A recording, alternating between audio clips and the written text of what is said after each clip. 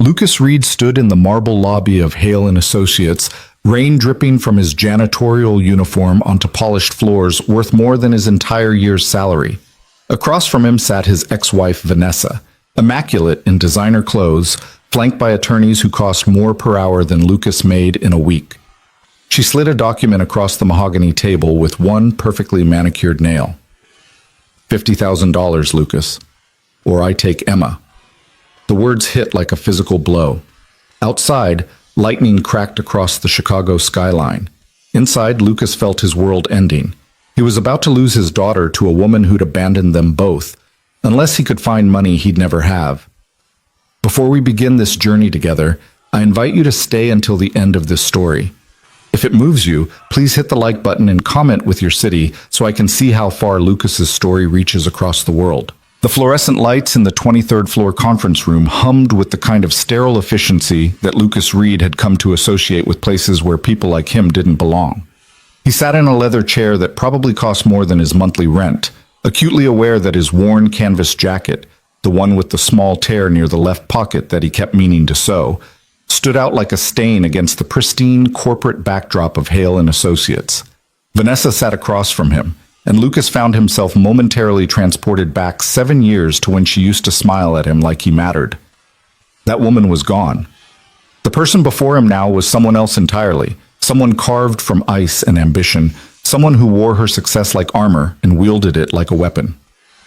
"You're late," Vanessa said, not looking up from her phone. Her voice carried that particular tone of disappointment she'd perfected during their marriage, the one that made Lucas feel about 3 inches tall.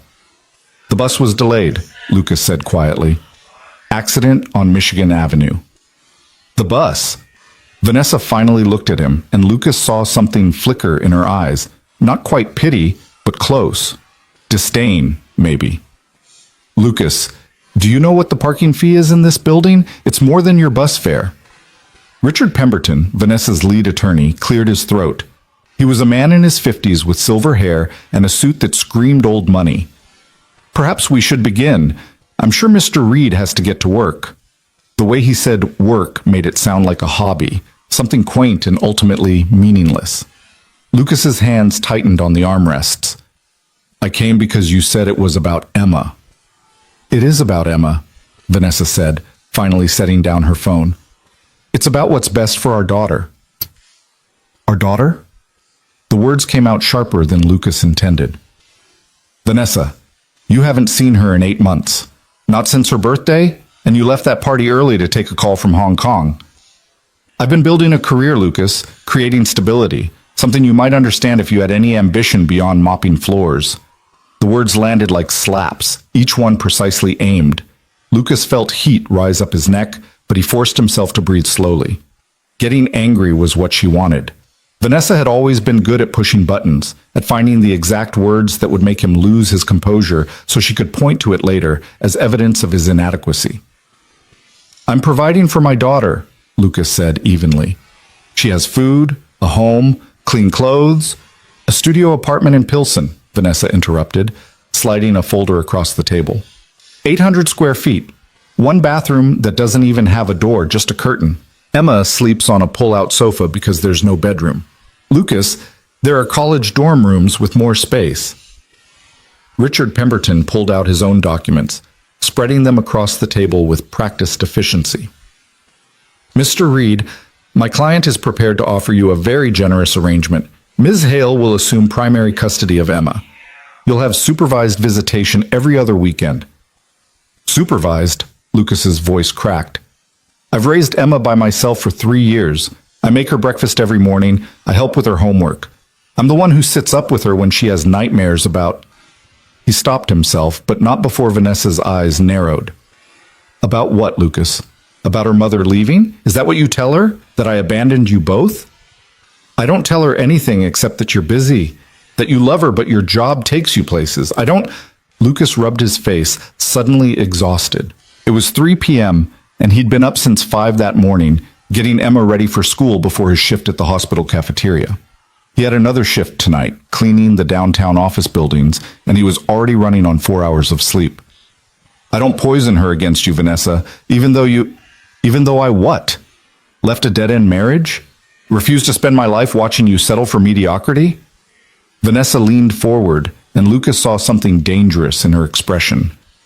I gave you chances, Lucas.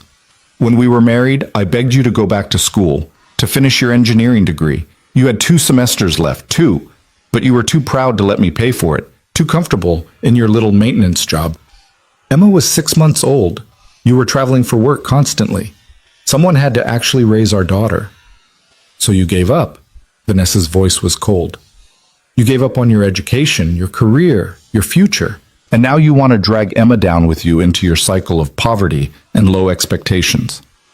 The room fell silent except for the quiet hum of the air conditioning. Through the floor-to-ceiling windows, Lucas could see the Chicago skyline stretching out in all directions. Towers of glass and steel, monuments to ambition and success.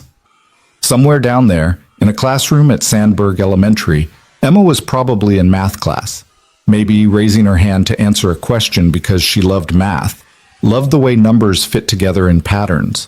She wanted to be an astronaut. She had a poster of Mae Jemison above her bed, well, above the sofa that converted into her bed, and she knew the names of all the planets, including the dwarf planets that most kids had never heard of. I'm not dragging her anywhere, Lucas said quietly. I'm giving her a life. A real one. With someone who shows up every single day.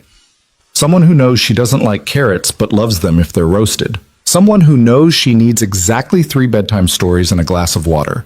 Not 2 glasses because she's stalling, but one that she actually drinks. Someone who knows that when she's quiet, really quiet, it means she's sad about something and needs to talk but doesn't know how to start. For just a moment, something shifted in Vanessa's expression. But then Richard Pemberton coughed lightly, and whatever Lucas had glimpsed disappeared behind her professional mask. Very touching, Richard said, his tone making it clear he found it anything but. However, emotional appeals aside, we need to discuss the practical realities. Ms. Hale earns approximately $400,000 annually as a senior vice president at Morrison Dynamics. She has a 3-bedroom apartment in Lincoln Park with a dedicated room for Emma, complete with a private bathroom and study area. She can provide private tutoring, music lessons, language instruction. Emma doesn't want music lessons, Lucas said. She wants someone to help her build the model solar system she's been saving her allowance for. Mr. Reed, Richard continued, as if Lucas hadn't spoken, Ms. Hale is prepared to offer Emma opportunities you simply cannot match. The question is whether you love your daughter enough to recognize that. The manipulation was so obvious, so transparently calculated, that Lucas almost laughed. Almost. But there was nothing funny about the way Vanessa was watching him, her expression carefully neutral, as if they were negotiating a business contract instead of talking about their daughter's life. I'm not agreeing to supervised visitation, Lucas said. Emma needs me. Actually, Vanessa interrupted, pulling out another document. We need to discuss something else first. She slid the paper across to Lucas. We believe it's in Emma's best interest if you sign over your parental rights voluntarily. The words didn't make sense at first. Lucas stared at the document, at the legal language that blurred in front of his eyes. You want me to give her up? We want you to recognize reality, Richard said. You work 2 jobs to barely make ends meet. You live in a substandard apartment in a neighborhood with one of the highest crime rates in Chicago. You have no health insurance, no retirement savings, no college fund for Emma. Ms. Hale can provide all of these things and more. She can't provide a father who loves her. She has a stepfather who can fill that role, Vanessa said quietly. Andrew has already expressed interest in adoption. The room seemed to tilt. Andrew, your boyfriend of what, 6 months? Fiancé, Vanessa corrected, holding up her left hand to show a diamond that caught the light and threw rainbows across the conference table. We're getting married in June. Andrew is a partner at his firm. He went to Yale. He plays tennis with senators. He can give Emma the kind of life she deserves. Lucas felt something crack inside his chest. He thought of Emma that morning, how she'd hugged him tight before school and whispered, I love you, Daddy, in his ear. How she'd drawn him a picture of the 2 of them holding hands under a smiling sun. How she'd asked him last night, in that small voice she used when she was afraid, whether Mommy was going to take her away. He'd lied.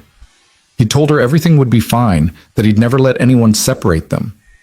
And now here was Vanessa, offering him a pen and a line to sign that would make him a liar forever.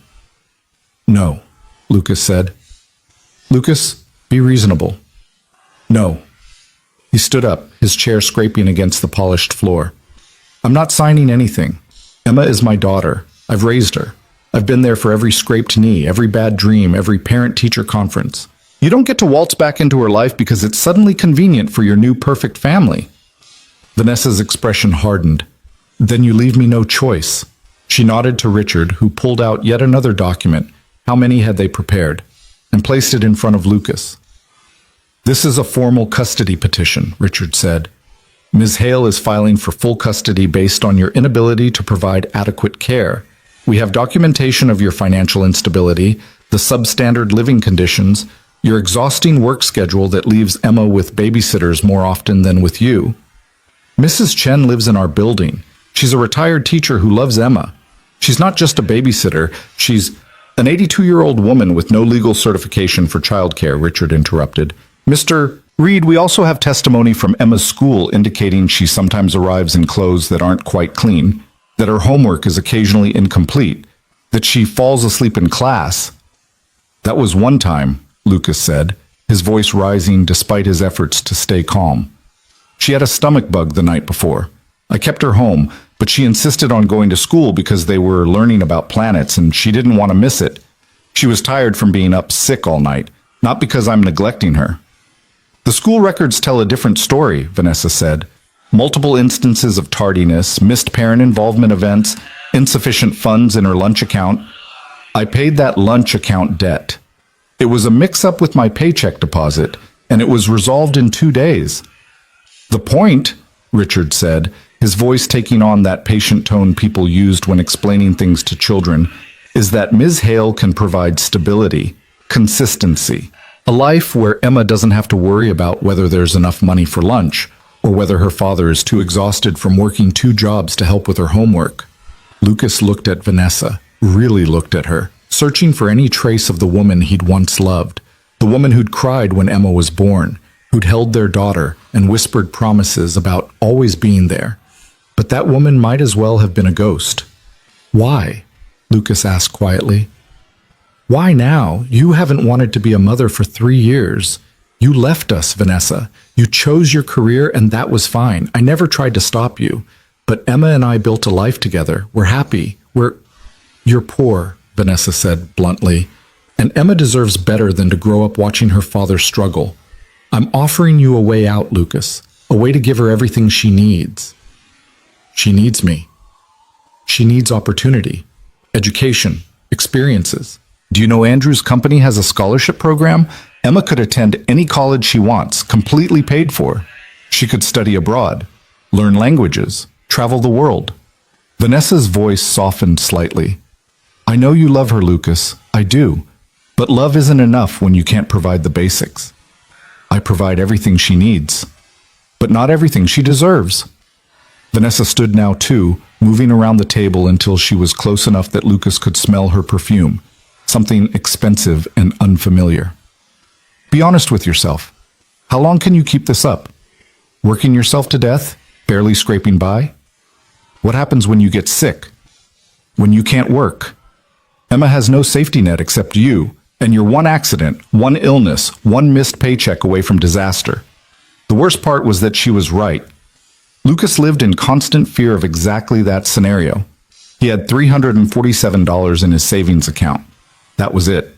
That was everything standing between Emma and catastrophe if something went wrong. And things went wrong all the time when you were poor. Broken water heaters, unexpected car repairs, emergency room visits that insurance didn't fully cover. Just last month, Emma had twisted her ankle at recess. The school nurse said she should see a doctor. Lucas had spent 3 hours in an urgent care waiting room, watching the bill climb with every minute, praying it wasn't broken because he couldn't afford a cast and the follow-up appointments and the physical therapy. It had been a bad sprain. The doctor wrapped it and gave him instructions for ice and elevation. The bill was $420, and Lucas was still making payments on it. Vanessa saw the hesitation in his face. She always had been good at reading him. "I'm not trying to hurt you," she said, and for just a second she sounded almost genuine. I'm trying to help Emma. And you too, if you'd let me. Lucas, you don't have to do this alone anymore. Let Andrew and me give Emma stability. You can still see her. We're not trying to erase you from her life. Just reduce me to every other weekend. Supervised visits like I'm dangerous. We can discuss the supervision requirement once you've established more stable living conditions, Richard interjected. Ms. Hale is willing to be flexible on that point. Lucas laughed, but there was no humor in it. How generous. Lucas, Vanessa's voice sharpened again. I'm trying to do this the easy way, but I'm prepared to fight if necessary, and we both know how that will end. I have resources you can't match. I have lawyers. I have character witnesses. I have documentation of every way your life isn't good enough for our daughter. And what do you have besides money? Lucas asked. When's Emma's birthday, Vanessa? She blinked. September. What day? A pause. The 15th. The 13th. When's her bedtime? 8 o'clock, probably. 7:30 on school nights, 8 on weekends, but she's allowed to read for half an hour after lights out. What's her favorite food? Vanessa's jaw tightened. This is childish. Mac and cheese with the shaped noodles, but only the dinosaur shapes, not the regular ones. What's her teacher's name? I don't see how... Mrs. Patterson. What's she afraid of? Lucas, stop. The dark. But only sometimes. She's fine if she has her nightlight and her stuffed elephant. The elephant's name is Dr. Peanuts, and she's had him since she was 2 months old. He used to be tan, but he's kind of gray now from being washed so many times, and his left eye is loose. Lucas felt his voice starting to shake, but he couldn't stop. She ties his trunk in a knot when she's worried about something. She won't tell you what's wrong, but if you see Dr. Peanuts' trunk in a knot, you know to ask gentle questions and wait. She'll tell you when she's ready. The silence that followed was heavy. Vanessa's expression had gone carefully blank, but Lucas saw her throat work as she swallowed. None of that matters in court, Richard said quietly. Sentiment doesn't outweigh financial stability and quality of life measurements. It should, Lucas said. It should matter that I know my daughter, that I'm there, that I show up every single day, even when I'm exhausted, even when I'm scared I can't pay the rent, even when I... His voice broke. He pressed his palms against his eyes, fighting back the tears that threatened to fall. He would not cry in front of them. He would not give them that. Mr. Reed, Richard said, and now his voice held something that might have been sympathy, though Lucas doubted it was genuine. You clearly love your daughter. No one is disputing that. But love doesn't pay for college. It doesn't provide health insurance or a safe neighborhood or opportunities for advancement. Ms. Hale is offering Emma a chance at a better life. At what cost? Lucas asked. What does it cost her to lose the parent who's actually been there? She's not losing you, Vanessa said. She's gaining a complete family, a stable home, a future without financial stress. Lucas looked down at the documents spread across the table. The custody petition, the supervised visitation agreement, the voluntary termination of parental rights. Each one was a door closing, a future being written in legal language and corporate letterhead. I need to think about this, he said, finally. You have until Monday, Richard said. If you refuse to sign the voluntary agreement, Ms. Hale will proceed with the custody petition. I should warn you, Mr. Reed, that custody battles can be expensive. Do you have an attorney? Lucas thought of his bank account, his credit cards that were already maxed out from Christmas presents, and Emma's new winter coat because she'd grown out of the old one. He couldn't afford an attorney. He couldn't afford the filing fees. He couldn't afford any of this. I'll find one, he said, hating how weak his voice sounded. Lucas! Vanessa touched his arm, and he jerked away from her. She pulled back, something flickering across her face that might have been hurt. This doesn't have to be adversarial. We both want what's best for Emma. Let's try to work together. You're trying to take my daughter away from me. I'm trying to give her opportunities you can't. Vanessa picked up her phone, signaling that as far as she was concerned, this meeting was over. Think about it over the weekend. Really think about what's best for her, not what's best for your pride. This isn't about pride, Lucas said, but Vanessa was already walking toward the door. Richard gathered up the documents, leaving only one folder on the table, the one marked voluntary termination. The message was clear. Mr. Reed, A word of advice, Richard said, his voice low enough that Vanessa, already in the hallway, wouldn't hear. Ms. Hale will win this. She has too many advantages. The only question is how much damage is done in the process. Think about what a custody battle would do to Emma. Think about having her questioned by court-appointed psychologists, having her life picked apart in front of a judge. Is your pride worth putting her through that? This isn't about pride, Lucas repeated, but Richard was already following Vanessa out the door. Lucas stood alone in the conference room, surrounded by leather and mahogany and floor-to-ceiling windows that looked out on a city full of people who belonged in rooms like this. People who could afford attorneys and filing fees and three-bedroom apartments in Lincoln Park. He picked up the folder marked Voluntary Termination and opened it. The language was dense, full of wherefores and heretofores, but the meaning was clear enough. If he signed this, he would no longer be Emma's father in any legal sense. He'd be a stranger who got to visit sometimes, supervised, until even that faded away, and he became just a name she used to know. Lucas closed the folder and walked out. The elevator ride down 23 floors felt like falling. Lucas watched the numbers descend, each one a reminder of how far up he'd been, how far removed from his actual life. The elevator was empty except for him and his reflection in the polished brass doors. A 32-year-old man in a cheap jacket and worn jeans, hair that needed cutting, exhaustion written into every line of his face. He looked like what he was, someone who didn't belong. The lobby of Hale & Associates was all marble and modern art, glass sculptures that probably cost more than Emma's entire education would. A security guard nodded at Lucas as he passed, and Lucas wondered if the man could tell just by looking at him that he'd come here to be told he wasn't good enough for his own daughter. Outside, the November wind hit him like a slap. Chicago in winter was brutal, and this year was shaping up to be particularly harsh.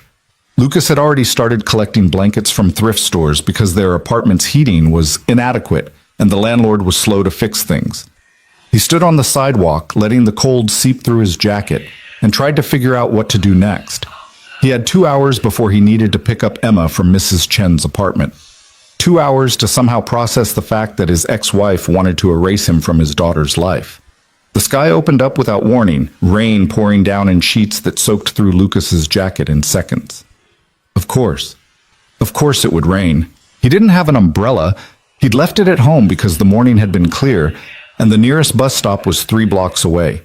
Lucas started walking, rain streaming down his face, mixing with tears he hadn't realized he was crying. People rushed past him, huddled under umbrellas and ducking into doorways, but Lucas just walked. He needed to move, needed to do something with the energy that felt like it was going to tear him apart from the inside. How was he supposed to tell Emma? How could he look at his daughter and explain that her mother wanted to take her away? That despite everything Lucas had done, everything he'd sacrificed, it might not be enough. He thought about the morning, about how Emma had insisted on making him breakfast even though she'd burned the toast and spilled orange juice on the counter. She'd been so proud, presenting him with blackened bread and scrambled eggs that were somehow both runny and overcooked. Lucas had eaten every bite and told her it was delicious, because he saw how carefully she'd set the table with their mismatched plates and the napkins she'd folded into triangles. He thought about last Thursday, when Emma had won the spelling bee at school. Lucas had been there, sitting in the back of the cafeteria in his work clothes because he'd come straight from his morning shift. He'd cheered louder than anyone when Emma spelled phenomenon correctly, and afterward she'd run to him instead of to the teacher handing out ribbons. She'd hugged him tight and said, "Did you see me, Daddy? Did you see?" He'd seen. He saw everything, every triumph, every struggle, every moment of her growing up. How could Vanessa think money was more important than that? But even as Lucas asked himself the question, he knew the answer. Because money meant security, safety, options. All the things he couldn't provide, no matter how much he loved his daughter. Lucas found himself on Michigan Avenue, rain still pouring, completely soaked through now. His phone buzzed in his pocket. Probably Mrs. Chen wondering if he was going to be late picking up Emma. He needed to get to the bus stop. He needed to go home and figure out how to afford an attorney and how to fight a battle he was almost certain to lose. But for just a moment, Lucas stood in the rain and let himself feel the full weight of his fear. Let himself imagine what it would be like to lose Emma. To see her every other weekend, if he was lucky. To watch her grow up from a distance, to become a stranger in her life while Andrew, a man who'd known her for 6 months, became dad. The rain began to ease, and Lucas finally started moving again. The bus stop was ahead, and through the water streaming down his face, he could see the covered shelter. A few people were already there, shaking out umbrellas and checking their phones. Lucas was about to cross the street when he heard it, the smooth, quiet purr of an expensive engine. A black limousine pulled up to the curb beside him, water spraying from its tires. The kind of car that belonged in this neighborhood, carrying people who belonged in rooms like the one Lucas had just left. The back window rolled down, and Lucas expected to be told to move along, that he was blocking someone's route. Instead, a voice called out his name. Lucas Reed. It wasn't a question. The woman in the back of the limousine knew exactly who he was. Lucas bent down, squinting through the rain, trying to see into the car's darkened interior. The woman was in her early 60s, with steel gray hair cut in a sharp bob, and eyes that seemed to take in everything at once. She wore a black suit that probably cost more than Lucas's monthly rent, and there was something in her expression, not pity, exactly, but recognition. "I'm sorry," Lucas said, confused. "Do I know you?" "Not yet," the woman replied. "But I know you. Get in the car, Lucas. We need to talk." Lucas glanced around, half convinced this was some kind of elaborate prank or possibly a hallucination brought on by stress and rain. I'm not sure. Your daughter is Emma Rose Reed.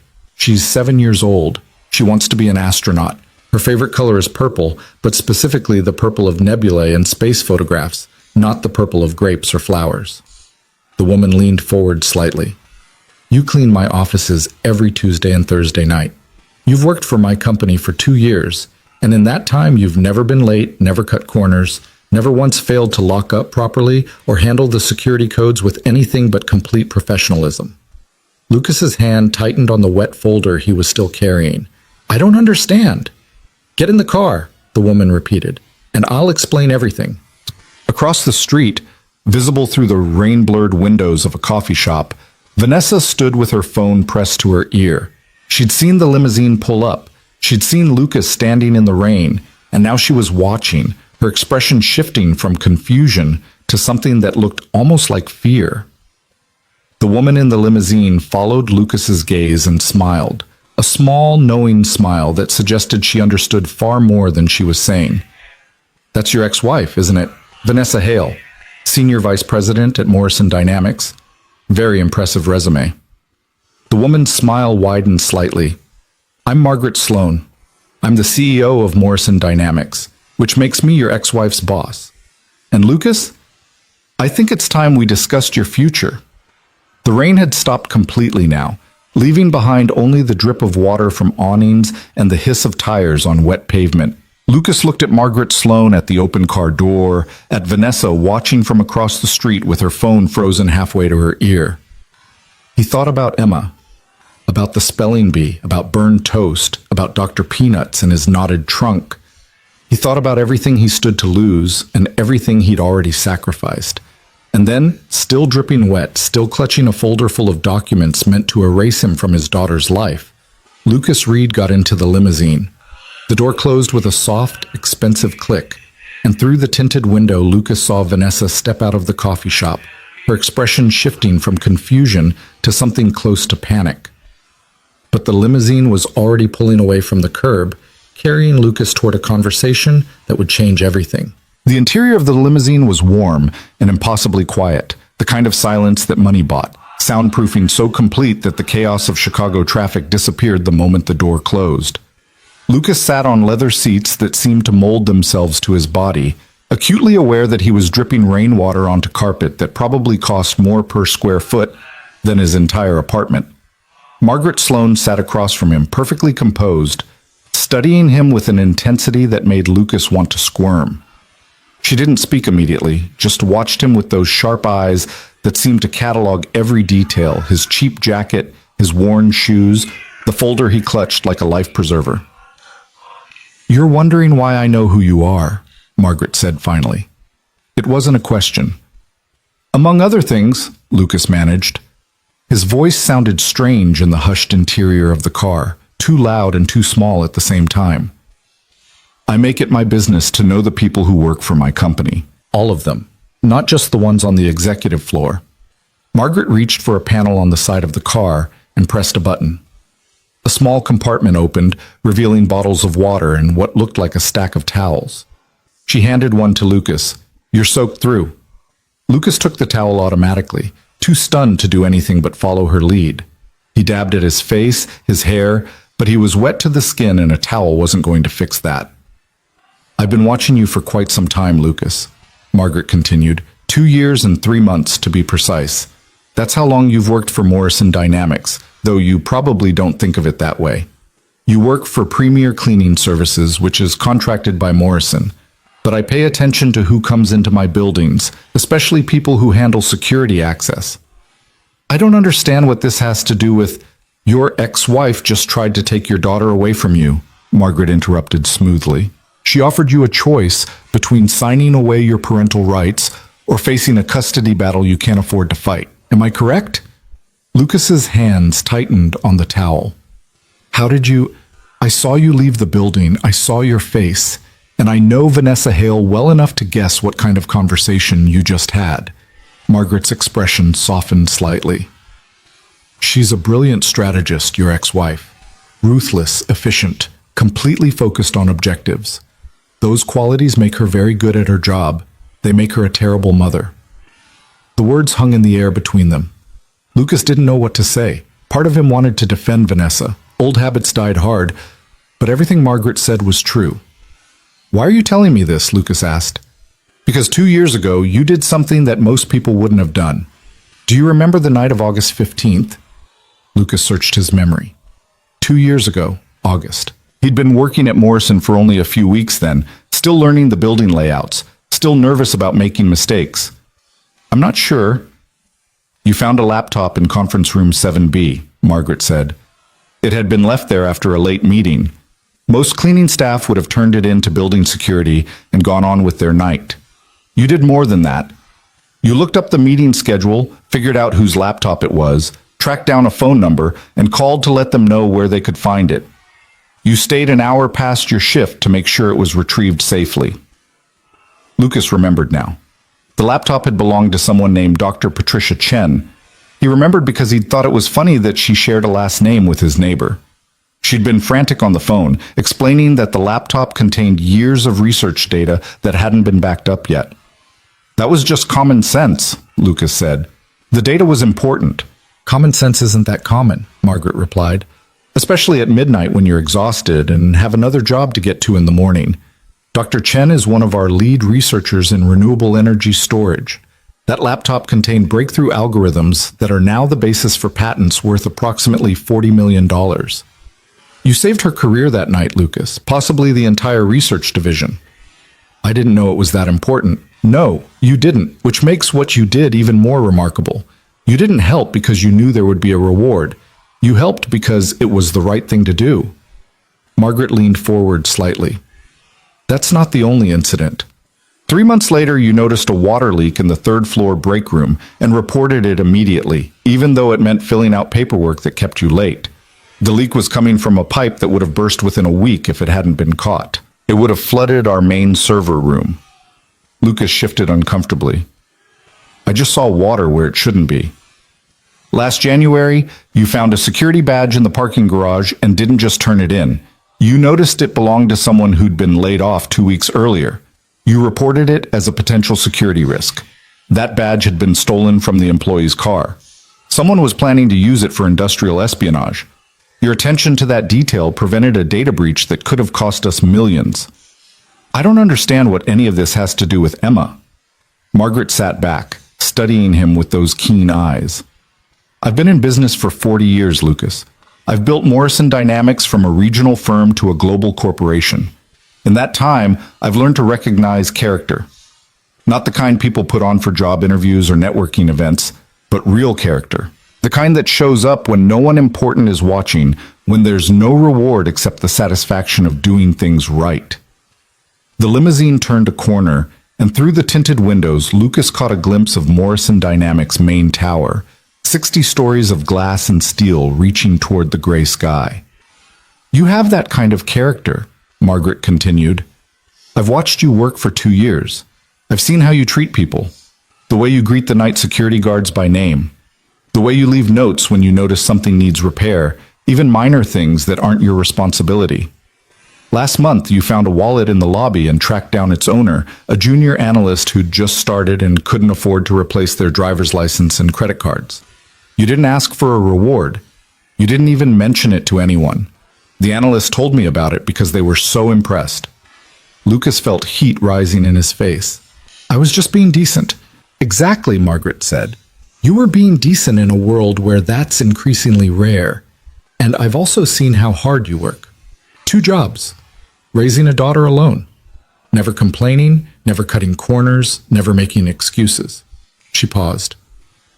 I know about the custody meeting today because Vanessa put it on her work calendar. I know she's demanding $50,000 or threatening to take Emma, and I know you don't have that money. The folder in Lucas's lap suddenly felt like it weighed 1,000 pounds. I don't need charity. Good. I'm not offering any. Margaret's voice was crisp, businesslike. I'm offering you a choice, Lucas. The same thing Vanessa offered you, actually. But my version comes with different terms. What kind of terms? First, I need you to understand something. Vanessa works for me, but this conversation has nothing to do with company politics or internal dynamics. This is about a father and his daughter. This is about making sure that good people don't get crushed by systems designed to favor those who already have power. Margaret pulled out her phone and tapped the screen a few times. Do you know what the average cost of a custody battle in Illinois is? Lucas shook his head. Between $15,000 and $30,000, assuming it doesn't go to trial. If it goes to trial, you're looking at $50,000 or more. Vanessa has already retained one of the best family law firms in Chicago. They'll drag this out, bury you in paperwork, drain whatever resources you have until you're forced to give up or accept whatever settlement they offer. So I'm supposed to just surrender? Lucas heard the bitterness in his own voice. No, you're supposed to fight, but you can't fight without resources. Margaret set her phone down. I'm prepared to help you, Lucas, but I need you to understand what that means and what it doesn't mean. I don't understand. I can connect you with an attorney, one of the best family law specialists in the state. I can ensure you have the financial resources to see this through. I can provide character witnesses if needed, people who can speak to your reliability, your integrity, your fitness as a parent. Margaret held up a hand before Lucas could interrupt. But I can't fight this battle for you. I can't guarantee you'll win. What I can do is level the playing field so that you have a real chance. Lucas's throat felt tight. Why would you do this? You don't even know me. Not really. I know enough. And I'm doing this because I believe in merit, Lucas. I believe people should be judged by their character and their actions, not by their bank balance. Vanessa is a valuable employee, but that doesn't mean she's right about this. Margaret's expression hardened slightly. I'm also doing this because I'm a mother myself. My daughter is grown now, successful in her own right. But I remember what it was like raising her. The sacrifices, the fear that I wasn't doing enough, the constant worry about making the right choices. What happened to your daughter's father? Lucas asked, then immediately regretted the question. I'm sorry, that's not my business. He left when she was 3, Margaret said simply. Decided that fatherhood was too much responsibility, too much work. I raised her alone. I know what it's like to be judged for circumstances beyond your control. To have people assume that because you're struggling financially, you must be failing in other ways too. The limousine pulled up to Morrison Dynamics' main entrance. Through the window, Lucas could see the lobby, all marble and modern art. People in expensive suits moving with purpose and confidence. I need to pick up Emma, Lucas said, glancing at his phone. Mrs. Chen is expecting me. I'll have my driver take you wherever you need to go. But first, I need to know if you're willing to fight, Lucas. Because if you are, if you're ready to stand up for your daughter and refuse to let Vanessa intimidate you into surrender, then we need to move quickly. What do you mean, quickly? Vanessa gave you until Monday to make a decision. That gives us 3 days to build a case, 3 days to gather documentation, prepare testimony, and file a counter petition if necessary. Margaret pulled out a business card and handed it to Lucas. This is Jennifer Park. She's the attorney I mentioned. She's expecting your call. Lucas took the card. The paper was heavy, expensive, embossed with gold lettering. I can't afford... You're not paying for this, Lucas. I am. Consider it an investment in justice. Margaret's tone left no room for argument. Jennifer will explain the legal strategy. She'll need information from you, financial records, documentation of your relationship with Emma, evidence of Vanessa's absence during Emma's life. Can you provide those things? I have everything. Photos, school records, medical appointments, everything. I keep it all organized because... Lucas's voice cracked slightly. Because I was afraid of this. I was afraid Vanessa would come back someday and try to take her. That fear is about to become your greatest advantage. Fear makes us careful. It makes us document everything, save everything, prepare for worst-case scenarios. Margaret reached across and squeezed Lucas's shoulder briefly, a gesture that was both comforting and somehow commanding. Call Jennifer tonight. Tell her I referred you. She'll start building your case immediately. I don't understand why you're doing this, Lucas said again. There has to be something you want from me. There is, Margaret said. I want you to be the father Emma needs. I want you to show her that character matters more than money, that love and commitment and showing up every day count for something in this world. She paused.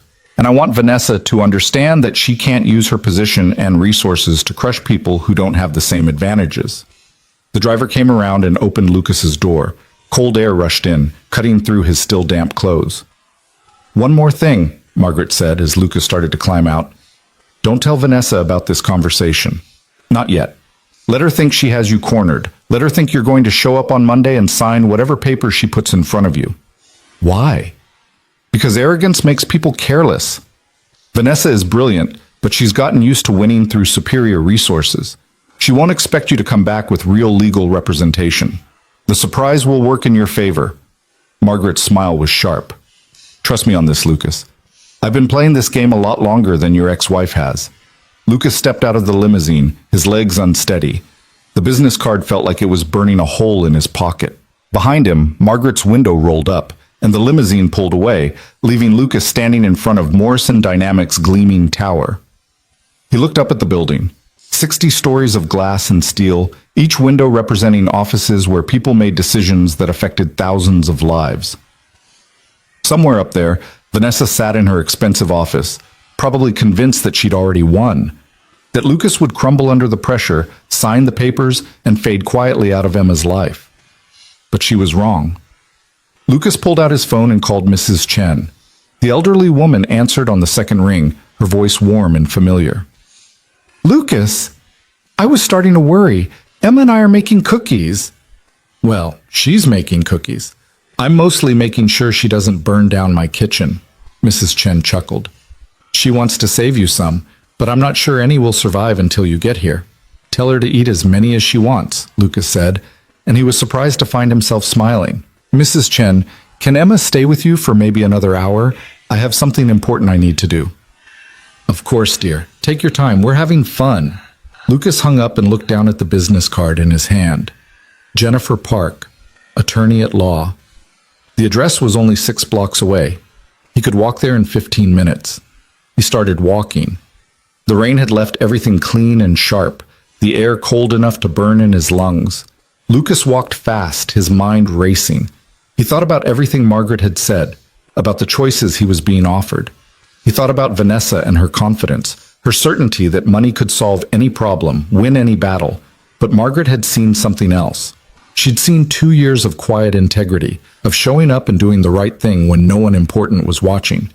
And she'd decided that mattered. Lucas found the building, another tower, smaller than Morrison Dynamics, but still impressive, and took the elevator to the 14th floor.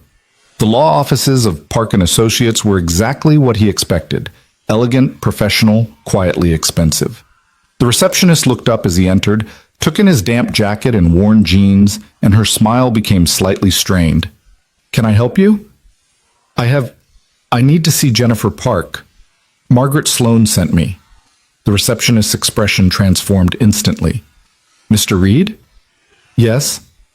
Ms. Park is expecting you. Please, right this way. She led him down a hallway lined with diplomas and awards, photographs of Jennifer Park with various important-looking people. Lucas's nervousness increased with every step. What was he doing here? He didn't belong in places like this. But then he thought of Emma, of her face when she'd hugged him this morning, of the way she trusted him completely, believed with absolute certainty that he would always be there for her. He belonged anywhere Emma needed him to be. Jennifer Park's office was corner space with windows overlooking the city. She stood as Lucas entered, a woman in her late 30s with dark hair pulled back in a neat bun and eyes that were already assessing him with professional interest. "Mr. Reed, please sit down." She gestured to a chair across from her desk. "Margaret called me about 20 minutes ago. She gave me the basic outline of your situation." Lucas sat, still clutching his damp folder. "I'm not sure where to start." "Start with this." Jennifer picked up a legal pad and pen. "Tell me about Emma. Not the legal aspects, not the custody dispute. Just tell me about your daughter." It was the last thing Lucas had expected her to ask. He fumbled for words, then found himself talking about Emma's love of space, about her determination to be an astronaut, about the way she organized her stuffed animals by size every night before bed, about burned toast and spelling bees and Dr. Peanuts with his knotted trunk. Jennifer took notes, occasionally asking questions that seemed unrelated to custody law. What did Emma like for breakfast? What were her favorite subjects in school? What made her laugh? "Good," Jennifer said when Lucas finally ran out of words. "That's exactly what we need. Now tell me about Vanessa." Lucas hesitated. "She's not a bad person. She chose her career." "When did she leave?" "When Emma was 18 months old, she got offered a promotion that required extensive travel. We tried to make it work for a while, but she was gone more than she was home. Eventually, she just stopped coming back." "How often has she seen Emma in the past 3 years?" "Maybe a dozen times. She came for Emma's birthday parties, sent presents at Christmas, called every few months." Lucas's jaw tightened. "Emma kept asking why Mommy didn't visit. I ran out of excuses. And now Vanessa wants custody. She wants me to sign away my rights, let her fiancé adopt Emma. She says she can provide things I can't: money, opportunities, stability." "Can you provide love?" Jennifer asked quietly. "Every single day." "Then we have a case." Jennifer pulled out a fresh legal pad. "Here's what's going to happen. We're going to document everything. Every moment you've been there for Emma, every moment Vanessa hasn't. We're going to show the court that stability isn't about money, it's about consistency, presence, being the parent who shows up. Vanessa has lawyers, good ones. So do you," Jennifer said simply. "Margaret Sloan doesn't do things halfway, Mr. Reed. When she decides to back someone, she backs them completely. And based on what she told me about you, I understand why she's doing this." "I don't understand it at all." Margaret believes in recognizing value where others don't. She built Morrison Dynamics by betting on people everyone else overlooked. Engineers from small schools, researchers whose ideas were considered too radical, managers who prioritized integrity over politics. Jennifer smiled slightly. "You'd be surprised how rare that kind of character is in the corporate world. Margaret notices when she finds it." Lucas thought about the laptop, the security badge, the wallet. Small things. Things anyone should have done. "We need to move fast," Jennifer continued. "Vanessa gave you until Monday. We'll use that time to prepare. I need financial records, proof of your relationship with Emma, documentation of Vanessa's absence. Can you get me those things by tomorrow?" "I keep everything organized. I can bring it all in the morning." "Good. We'll also need character witnesses, people who can speak to your parenting, your reliability. Teachers, neighbors, anyone who's seen you with Emma. Mrs. Patterson, Emma's teacher. Mrs. Chen, my neighbor who helps watch Emma sometimes. There's also Tom Brennan. He works security at the hospital where I work mornings. He's seen me bring Emma to work when school's closed and I can't find childcare." Jennifer wrote everything down. "What about your financial situation? I know that's uncomfortable to discuss, but the court will look at it." Lucas swallowed hard. "I make about $32,000 a year from both jobs. I have $347 in savings. My rent is $900 a month. I have credit card debt from Christmas and from Emma's emergency room visit last month. My car's 12 years old and needs new brakes. I don't have health insurance through my job, so we're on a state program. He waited for Jennifer's expression to change, for the pity or judgment he'd seen so many times before. Instead, she just nodded. That's more than enough to survive on if you're careful. It shows resourcefulness and financial management. The court won't penalize you for being working class, Mr. Reed. What they will look at is whether Emma's basic needs are being met, and clearly they are. Vanessa will say she can give Emma more. More isn't always better. A child doesn't need a 3-bedroom apartment in Lincoln Park. She needs a parent who knows her, who understands her fears and her dreams, who shows up every single day. Jennifer leaned forward. We're going to tell Emma's story, Mr. Reed. Not Vanessa's version where love equals dollars spent. The real story where love equals time invested, attention paid, promises kept. Lucas felt something in his chest loosen slightly. For the first time since walking into Hale and Associates that afternoon, he felt like maybe he had a chance. There's something else you should know, Jennifer said. Margaret mentioned that Vanessa works for her. That could complicate things if Vanessa tries to claim this is workplace retaliation or that Margaret is biasing the case somehow. Is this workplace retaliation? No, this is Margaret recognizing an injustice and choosing to help. But Vanessa's lawyers might try to spin it differently. Jennifer made another note. We'll need to be very careful about how we present this. Margaret's support should be subtle, character witness material, not obvious financial backing. I don't want to cause problems for Margaret. You won't. Margaret Sloan didn't build a billion-dollar company by being easy to intimidate. If anything, Vanessa should be worried about how this could affect her position at Morrison. Jennifer's smile was sharp. But that's a separate issue from the custody case. They talked for another hour, Jennifer asking detailed questions about Emma's routine, Lucas's work schedule, Vanessa's visitation history. By the time Lucas looked at his watch, he'd been there for 90 minutes and it was getting dark outside. I need to pick up Emma, he said, standing. Of course, bring those documents tomorrow morning if you can. We'll meet again and go over strategy. Jennifer stood as well, extending her hand. Mr. Reed, I want you to understand something. I don't take cases I don't think I can win. Margaret was right to send you to me, and I'm going to do everything in my power to make sure Emma stays with her father. Lucas shook her hand, his throat tight. Thank you. Don't thank me yet. We have a fight ahead of us, but we're going to win it. Lucas left the office feeling like he'd been running a marathon. His legs were shaky, his mind overwhelmed with everything Jennifer had told him. But underneath the exhaustion, he felt something he hadn't felt in hours. Hope. He took the bus to Mrs. Chen's apartment, watching the city slide past outside the window.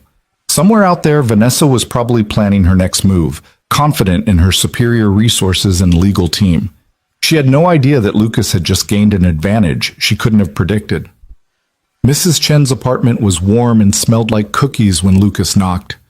Emma threw open the door, her face lit up with joy. Daddy, look, I made dinosaur cookies. Mrs. Chen helped, but I did the mixing and the cutting and everything. Lucas scooped her up in a hug, breathing in the scent of her hair, strawberry shampoo and cookie dough, and home. They smell amazing, sweetheart. I saved you 3 T-Rexes and a Brontosaurus because those are your favorites. Emma pulled back to look at him seriously. Are you okay? You look tired. I'm fine, baby. Just a long day. Mrs. Chen appeared in the doorway, flower on her apron and concern in her eyes. She'd known Lucas long enough to read him well. Everything all right, dear? Yeah, Lucas said, and for the first time that day, he meant it. Everything's going to be fine. He carried Emma home, listening to her chatter about cookies and math class, and how she and Mrs. Chen had played a game where they named all the planets, including the dwarf ones. Their apartment was the same as always, small, cramped, nothing like Vanessa's place in Lincoln Park. But when Emma ran to her stuffed animals and started telling them about her day, Lucas didn't see what was missing. He saw what was there. Love, consistency, home. That night, after Emma was tucked in with Dr. Peanuts and her 3 required bedtime stories, Lucas sat at their tiny kitchen table and went through his files. Every photo, every school report, every medical record. 3 years of evidence that he'd been there, that he'd shown up, that he'd never once walked away. His phone buzzed, a text from Jennifer Park. Margaret just called. She wanted me to remind you, don't contact Vanessa. Let her think she's won. We'll surprise her in court. Lucas typed back a quick response, then set his phone down and looked around his apartment. At the sofa that converted into Emma's bed, at the curtain that separated the bathroom because they couldn't afford a door, at the tiny kitchen where Emma had burned toast that morning. Vanessa was right about one thing. This wasn't much, but it was enough. It had always been enough. Because love didn't need 3 bedrooms and private bathrooms. It needed presence, attention, someone who knew about knotted elephant trunks and the difference between grape purple and nebula purple. Lucas pulled out the business card Margaret had given him and propped it against the salt shaker on his kitchen table. Tomorrow, he'd bring all his documentation to Jennifer.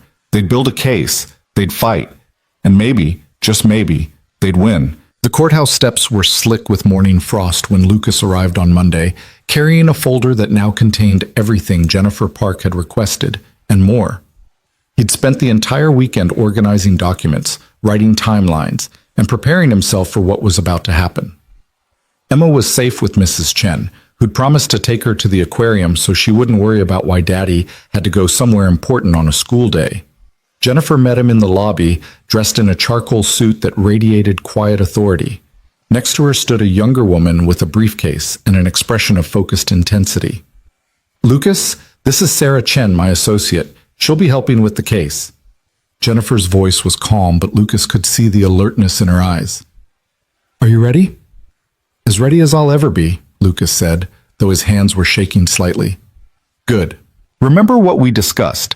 Answer questions directly, don't volunteer extra information, and stay calm no matter what Vanessa's attorneys say. They're going to try to rattle you." They walked through security and down halls that smelled like floor polish and anxiety. Lucas had never been in a courthouse before, and the weight of it pressed down on him, the knowledge that whatever happened in the next few hours could determine the rest of his life with Emma. The courtroom was smaller than Lucas had expected from television, more intimate and somehow more threatening because of it. Vanessa was already there, seated at a table with Richard Pemberton and another attorney Lucas didn't recognize. She looked perfect as always, wearing a navy dress and pearls, her hair styled in soft waves. When she saw Lucas, something flickered across her face, surprise maybe, at seeing him with legal representation. Then her expression smoothed into professional neutrality. "All rise for the Honorable Judge Patricia Morrison." The judge was a black woman in her early 60s with sharp eyes behind wire-rimmed glasses and an expression that suggested she'd heard every possible story and wasn't easily impressed by any of them. She settled into her seat and looked down at the papers before her. "This is a preliminary hearing in the matter of Hale versus Reed, custody petition regarding the minor child Emma Rose Reed, age 7. Counsel for the petitioner?" Richard Pemberton stood. "Richard Pemberton of Pemberton and Associates, Your Honor, representing Vanessa Hale." "Counsel for the respondent?" Jennifer rose smoothly. "Jennifer Park of Park and Associates, representing Lucas Reed, Your Honor." Judge Morrison's eyebrows rose slightly. Lucas wondered if she recognized Jennifer's name, if it meant something that he'd managed to secure representation from someone who clearly operated at a different level than most family court attorneys. "Ms. Park, I wasn't aware your firm took custody cases."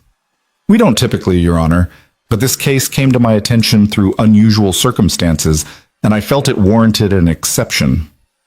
"I see. Mr. Pemberton, you filed this petition on Friday. That's quite rushed for a custody matter." "Yes, Your Honor. My client has concerns about the immediate welfare of the child that necessitated expedited action." "Those concerns being?" Richard pulled out his documents, the same ones he'd shown Lucas at their first meeting. "Ms. Hale has documented evidence of inadequate living conditions, financial instability, and insufficient childcare arrangements. The child is living in a studio apartment with no separate bedroom. Her father works 2 jobs and frequently leaves her with an elderly neighbor who lacks proper childcare credentials, and there have been multiple incidents at school suggesting neglect."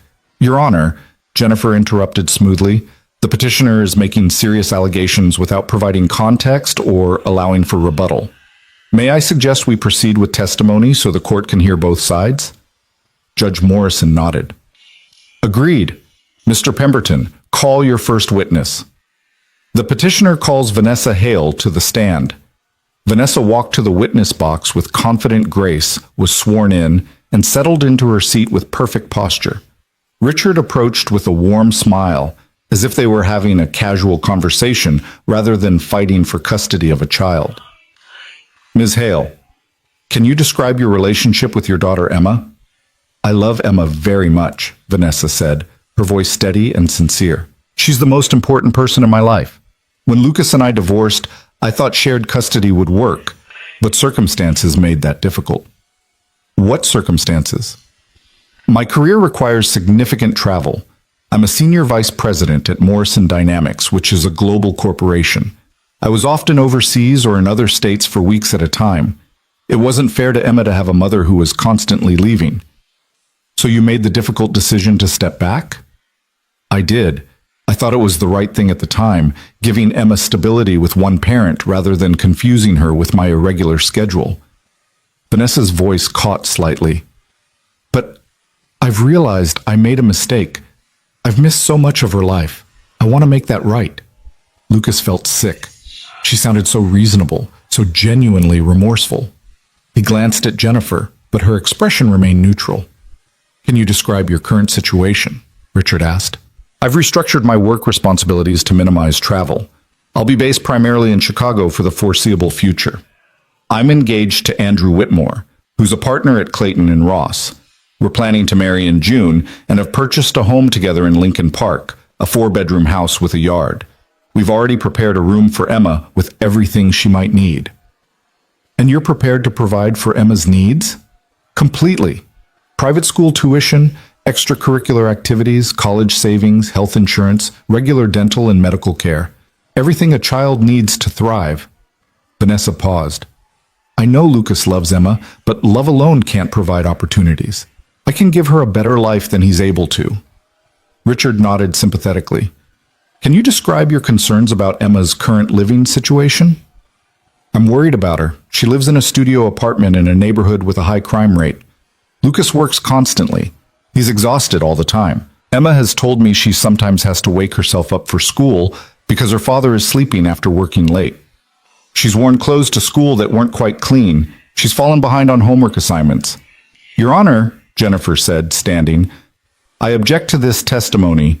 The witness is making allegations without providing supporting evidence. Sustained. Ms. Hale, please stick to facts you can verify rather than assumptions. Vanessa nodded. I visited Lucas's apartment 2 months ago to drop off Emma's birthday present. It's approximately 800 square feet. Emma doesn't have her own room. She sleeps on a sofa bed in the living area. The bathroom doesn't have a proper door. The building had trash in the hallways and the elevator was broken. When I asked Emma about school, she mentioned falling asleep in class because she'd been up late. Did she say why she'd been up late?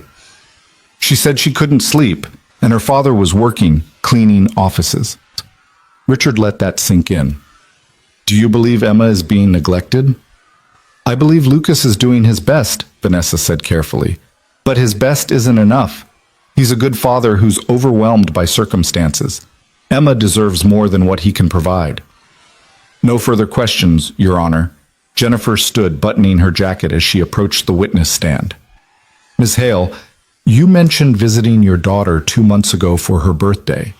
When was the last time you saw Emma before that? Vanessa hesitated. It had been a while. My work schedule. How long? Approximately 8 months. 8 months. And before that? I'm not sure exactly. Your Honor, I'd like to enter into evidence a timeline of Ms. Hale's visits with Emma over the past 3 years. Jennifer handed documents to the judge and to Richard. This shows that Ms. Hale has seen her daughter exactly 11 times in 36 months. Sometimes 6 or 7 months passed between visits. Judge Morrison studied the timeline. Ms. Hale, is this accurate? My work responsibilities? Yes or no? Did you see your daughter 11 times in 3 years? Yes, but thank you. Jennifer consulted her notes. You mentioned that Emma told you she sometimes wakes herself up for school. When did she tell you this? At her birthday party. Did you ask her any follow-up questions? Find out if this was a regular occurrence or a one-time event? No, I didn't have time. I had a conference call. You left your daughter's birthday party early to take a work call? Vanessa's jaw tightened. It was an important client. More important than your daughter's 7th birthday. That's not fair. You're twisting... I'm asking questions, Ms. Hale. You testified that Mr. Reed works constantly and is exhausted. Do you know what his work schedule is? He has 2 jobs. He cleans offices at night. Do you know what hours he works? Late hours, clearly, if Emma is being left alone. Emma is never left alone, Jennifer said sharply. But let's establish facts. Do you know what time Mr. Reed's evening shift starts? No. Do you know what time Emma goes to bed? 8 o'clock, probably. 7:30 on school nights. Mr. Reed's evening shift starts at 9 p.m. He puts Emma to bed, reads her 3 stories, which is her required number, not 2, not 4, exactly 3, makes sure she has water, and ensures she's asleep before he leaves. His neighbor, Mrs. Chen, stays in the apartment while he's gone. Did you know any of this? You testified that Emma has worn clothes to school that weren't quite clean. How do you know this? She mentioned it. When? Vanessa shifted slightly. At her birthday party. The party you left early. Did she tell you specifically that her clothes weren't clean, or are you making an assumption? She said her favorite shirt had a stain and she couldn't wear it. A stain on one shirt. Did you ask why? No. Your Honor, I'd like to call Mrs. Chen to testify later, but for now I can tell you what happened. Emma spilled chocolate milk on her favorite shirt the morning before her birthday party. Mr. Reed hand-washed it immediately and hung it to dry, but it wasn't dry by the next morning. Emma was upset because she wanted to wear it to school. Mr. Reed explained she'd have to choose a different shirt, which she did. Jennifer turned back to Vanessa. This is your evidence of neglect. A 7-year-old who couldn't wear her favorite shirt because it was being properly cleaned? It's an example of a parent dealing with normal childhood situations. Let's talk about what you know about Emma, Ms. Hale. What's her favorite subject in school? I'm not sure. Science, maybe? Math. What does she want to be when she grows up? A scientist? An astronaut specifically. She's wanted to be an astronaut since she was 5 years old. What's her stuffed elephant's name? She has a stuffed elephant? Dr. Peanuts. She's had him since she was 2 months old. What does Emma do when she's worried about something but doesn't want to talk about it? Vanessa's face had gone pale. I don't know. She ties Dr. Peanut's trunk in a knot. Mr. Reed knows to look for that signal and to ask gentle questions and wait until she's ready to talk. What's Emma's bedtime routine? I assume she brushes her teeth and goes to bed. 3 bedtime stories, 1 glass of water, not 2 because she'll use that to stall, but 1 that she actually drinks. And her nightlight positioned exactly 12 inches from her bed because closer makes shadows that scare her and further doesn't provide enough light. Mr. Reed knows all of this because he's there every single night. When's the last time you put your daughter to bed, Ms. Hale? When she was a baby, before you left. 3 years ago. You haven't tucked your daughter into bed in 3 years, but you're asking this court to believe you should have custody? I'm trying to make things right, Vanessa said, and there were tears in her eyes now. Real ones, Lucas thought. I know I made mistakes. I'm trying to fix them. By taking Emma away from the only stable parent she's had, by removing her from the home where she feels safe, by separating her from a father who knows her favorite color isn't just purple, but specifically nebula purple. Who knows she doesn't like carrots unless they're roasted? Who knows she needs exactly 3 bedtime stories? Jennifer's voice was hard now. Ms. Hale, you testified that you've restructured your work responsibilities to minimize travel. Have you actually done this, or is this a promise about what you'll do if you get custody? I've started the process. Yes or no? Have you reduced your travel? Not yet, but... So this is a promise from someone who promised to be a mother 3 years ago and then disappeared from her daughter's life for months at a time. Jennifer looked at the judge. No further questions, Your Honor. Vanessa stepped down from the witness stand, her composure cracked. Lucas felt a surge of something he couldn't quite name. Not satisfaction exactly, but vindication maybe. Jennifer had exposed the truth that Vanessa had tried to hide beneath expensive clothes and rehearsed sincerity. "Mr. Pemberton, do you have additional witnesses?" Judge Morrison asked. "Yes, Your Honor. We'd like to call Dr. Amanda Foster, child psychologist." A woman in her 50s approached the stand, was sworn in, and settled into her seat with professional confidence. Richard approached with a document. "Dr. Foster, you've reviewed the case materials regarding Emma Reed. What are your concerns?" "Financial instability creates significant stress for children. Emma is living in poverty conditions, an apartment below standard size, insufficient personal space, awareness that her father struggles financially. This can impact a child's emotional development and sense of security." "And if Emma were to live with Ms. Hale?" "She would have financial security, her own room, access to resources that could help her thrive academically and socially." Jennifer stood for cross-examination. "Dr. Foster, have you met Emma?" "No, but I've reviewed—" "You've never met her. Have you visited Mr. Reed's apartment?" "No, but the documentation shows—" "You've never seen where Emma lives. Have you interviewed Mr. Reed?" "I've reviewed his financial records." "Have you spoken to him?" "No." "So your entire testimony is based on documents provided by Ms. Hale's attorneys?" "Doctor." Foster shifted uncomfortably. "I've reviewed all available materials."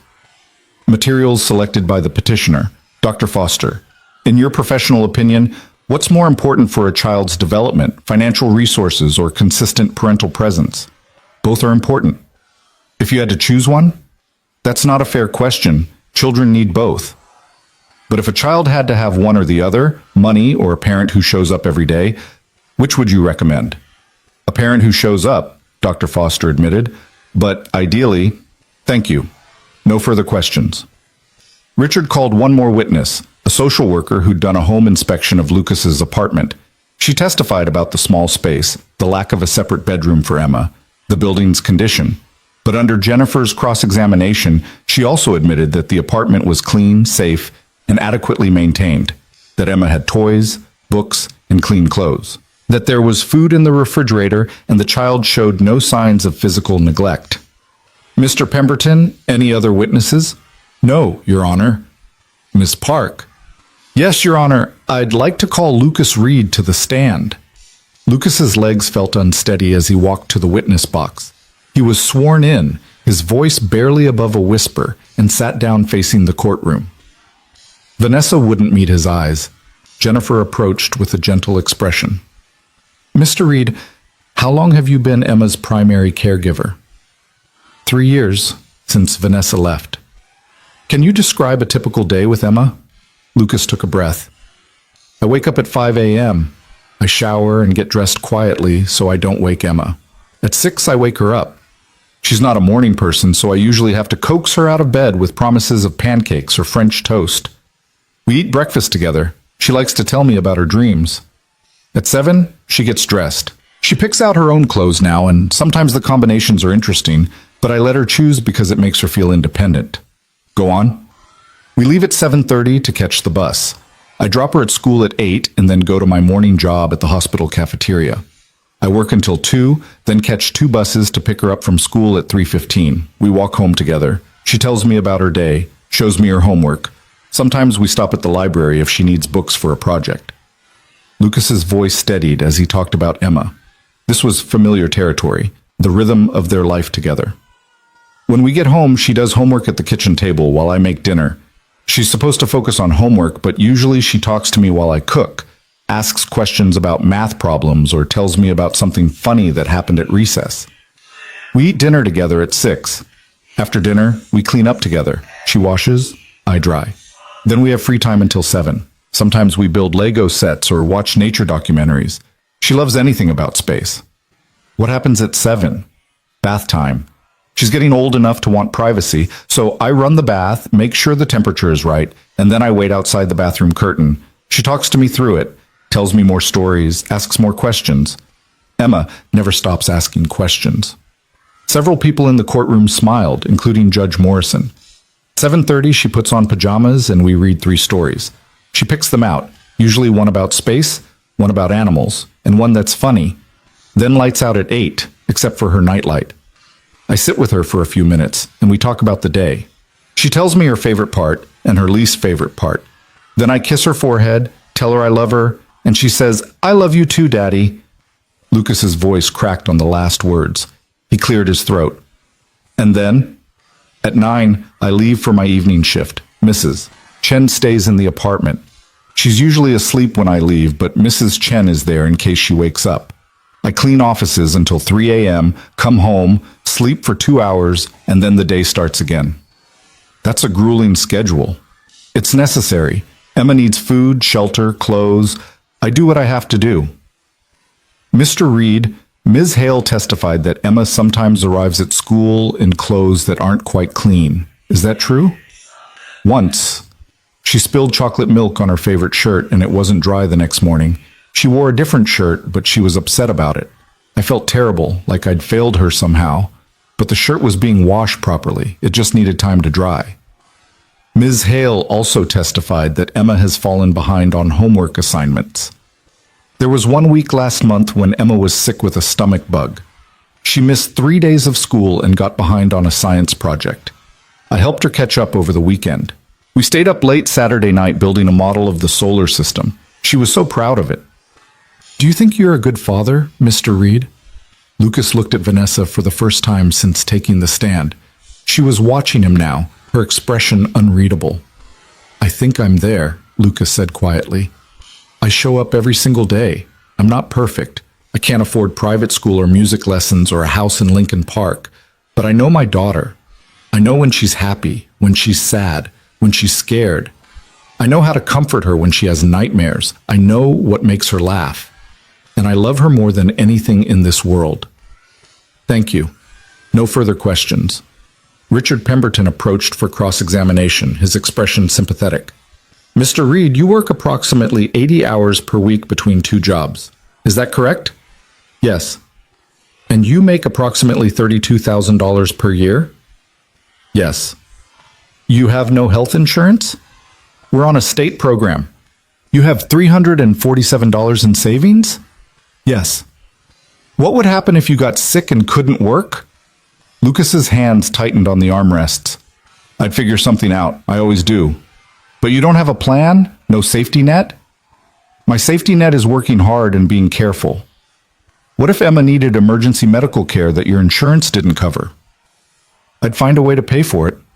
"How?" "I'd work more hours, take out a loan, whatever it took." "Mr. Reed, don't you think Emma deserves more security than that? More than hoping you can work enough hours or find a loan?" "Emma deserves a father who loves her and is there for her every single day. That's the security that matters." "Does love pay medical bills?"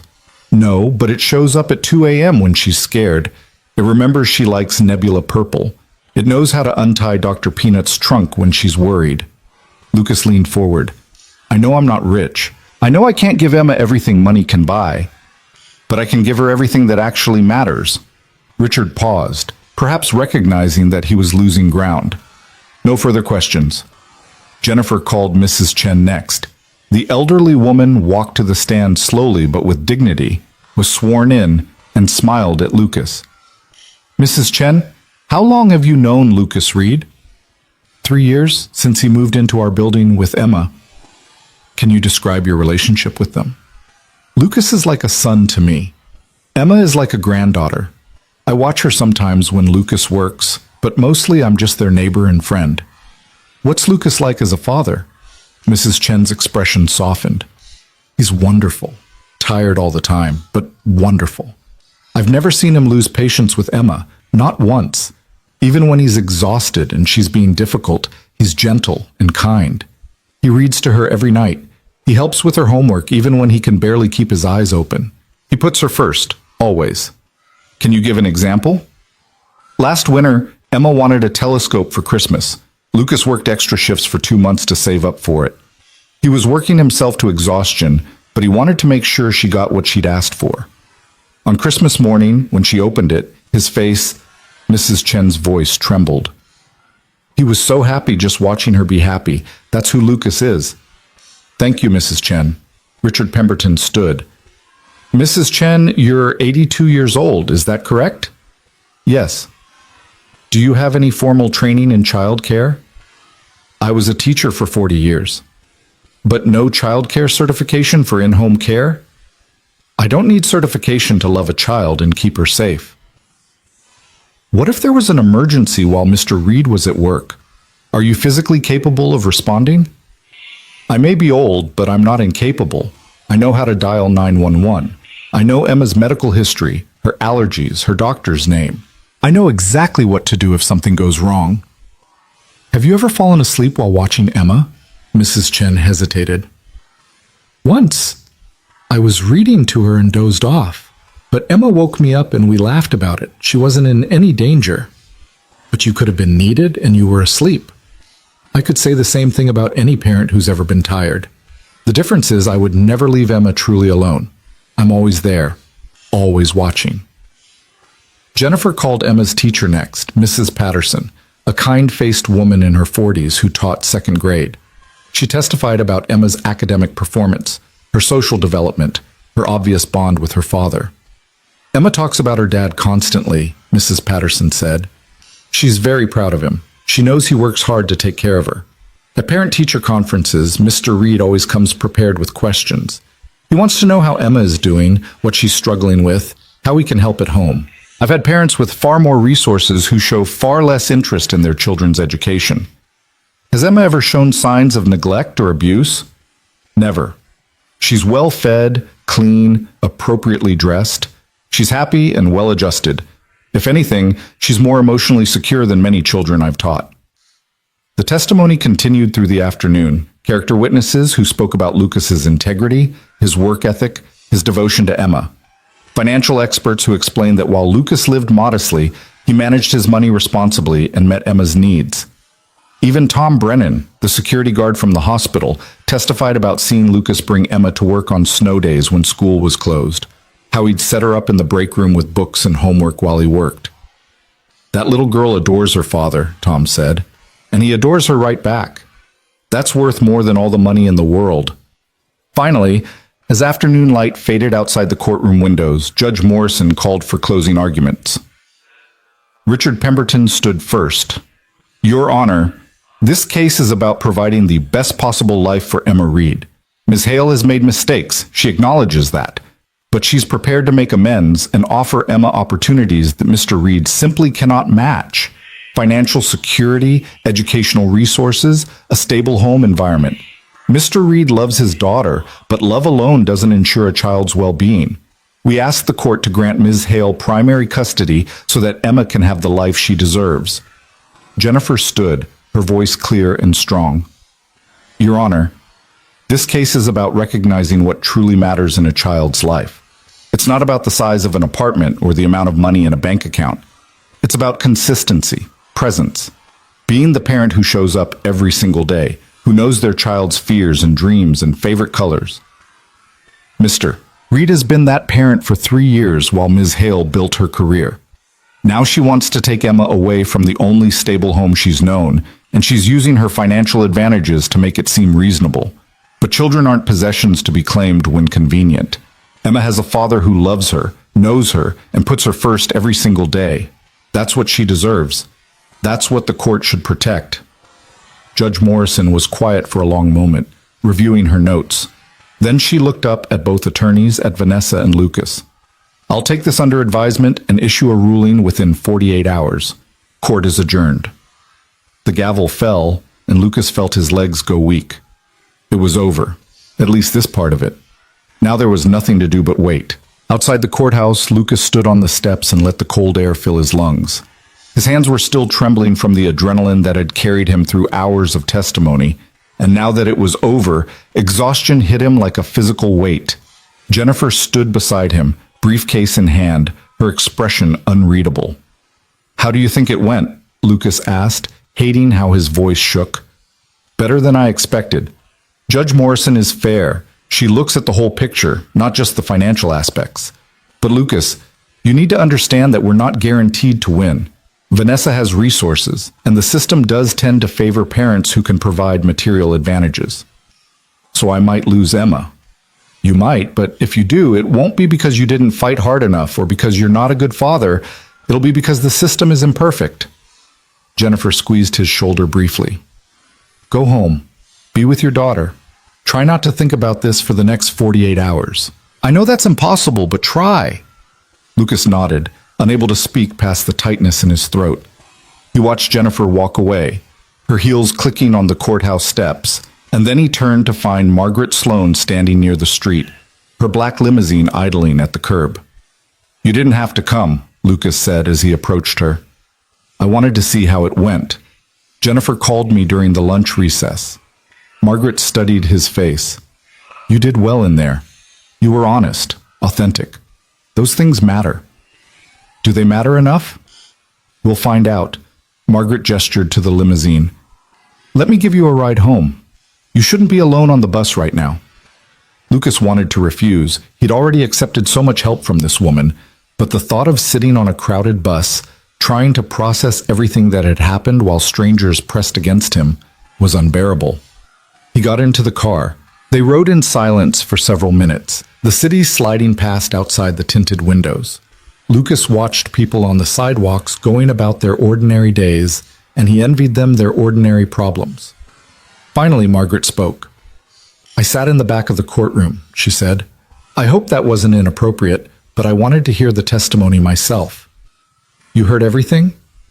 Everything, including Vanessa's testimony. Margaret's voice was carefully neutral.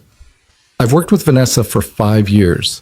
She's brilliant at her job, strategic, focused, capable of making difficult decisions without hesitation. But watching her today, listening to her try to explain why she deserves custody of a daughter she barely knows, I saw something I hadn't seen before. What's that? Desperation. Vanessa isn't fighting for Emma because she truly believes she can provide a better life. She's fighting because she realizes she made a terrible mistake 3 years ago, and she's trying to fix it by applying the same ruthless efficiency she uses in business. But children aren't corporate acquisitions. You can't just decide you want one and deploy resources until you get it. Lucas looked down at his hands, still clutching the folder of documents he'd brought to court. Do you think she actually wants Emma, or does she just want to win? I think she wants to believe she's a good mother, and the easiest way to do that is to have custody of her child, regardless of whether that's what's actually best for Emma. Margaret paused. I also think Andrew Whitmore has something to do with this. He's very image conscious. Having a ready-made family makes him look like a devoted family man. It's good for his political ambitions.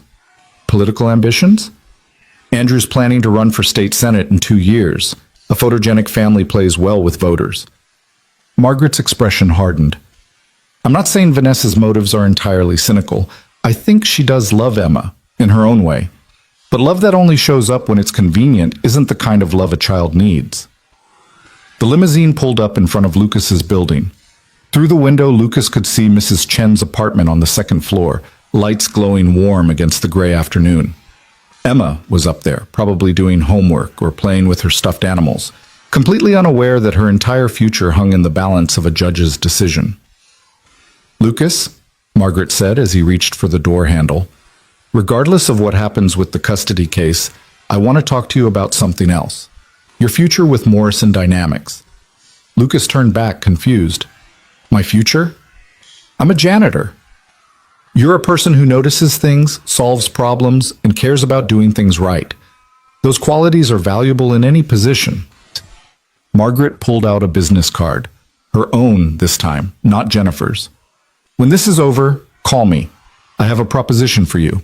Not charity, she added quickly, seeing Lucas's expression. A job offer. A real one based on merit. What kind of job? We can discuss details later. For now, just know that I've been watching you for 2 years and I see potential that's being wasted on night shifts and cleaning supplies. You're better than that, Lucas. You deserve better. I need to pick up Emma, Lucas said, overwhelmed by everything. The hearing, Margaret's kindness, the uncertainty of the next 48 hours. Of course, go be with your daughter. And Lucas? Try to have faith. You've done everything right. Sometimes that has to be enough. Lucas climbed out of the limousine and watched it pull away, then trudged up the stairs to Mrs. Chen's apartment. He could hear Emma's laughter before he even knocked, and the sound of it made his chest tight. He'd testified in court for hours about how much he loved his daughter, but nothing he'd said captured the actual feeling of it, the way her laughter could make everything else disappear. the way her happiness mattered more than his own breathing. Mrs. Chen opened the door, Emma visible behind her with paint on her hands and joy on her face.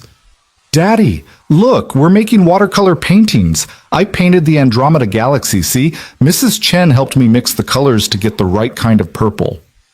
Lucas knelt down and pulled Emma into a hug, breathing in the scent of her strawberry shampoo and watercolor paint. "It's beautiful, sweetheart. Absolutely beautiful." "How was your important meeting?" Emma asked, pulling back to look at him with those wide, trusting eyes. "It was fine, just some grown-up stuff." "Was it about work?" "Something like that." Lucas managed a smile. "Did you have fun at the aquarium?" "Oh my gosh, Daddy, they had jellyfish, real ones. And they glow in the dark, kind of, and Mrs. Chen said they're older than dinosaurs, which is so cool because that means they've been around for like a gazillion years. And Emma talked the whole way home, her words tumbling over each other in excitement. Lucas let her voice wash over him, focusing on this moment instead of the hearing, the waiting, the fear. This was real. This mattered. Whatever happened in the next 2 days, he had right now. That evening followed their usual routine. Dinner at 6, macaroni and cheese with dinosaur-shaped noodles because Emma had declared it was a celebration dinner for seeing real jellyfish. Clean up together, Emma chattering about bioluminescence while Lucas dried dishes.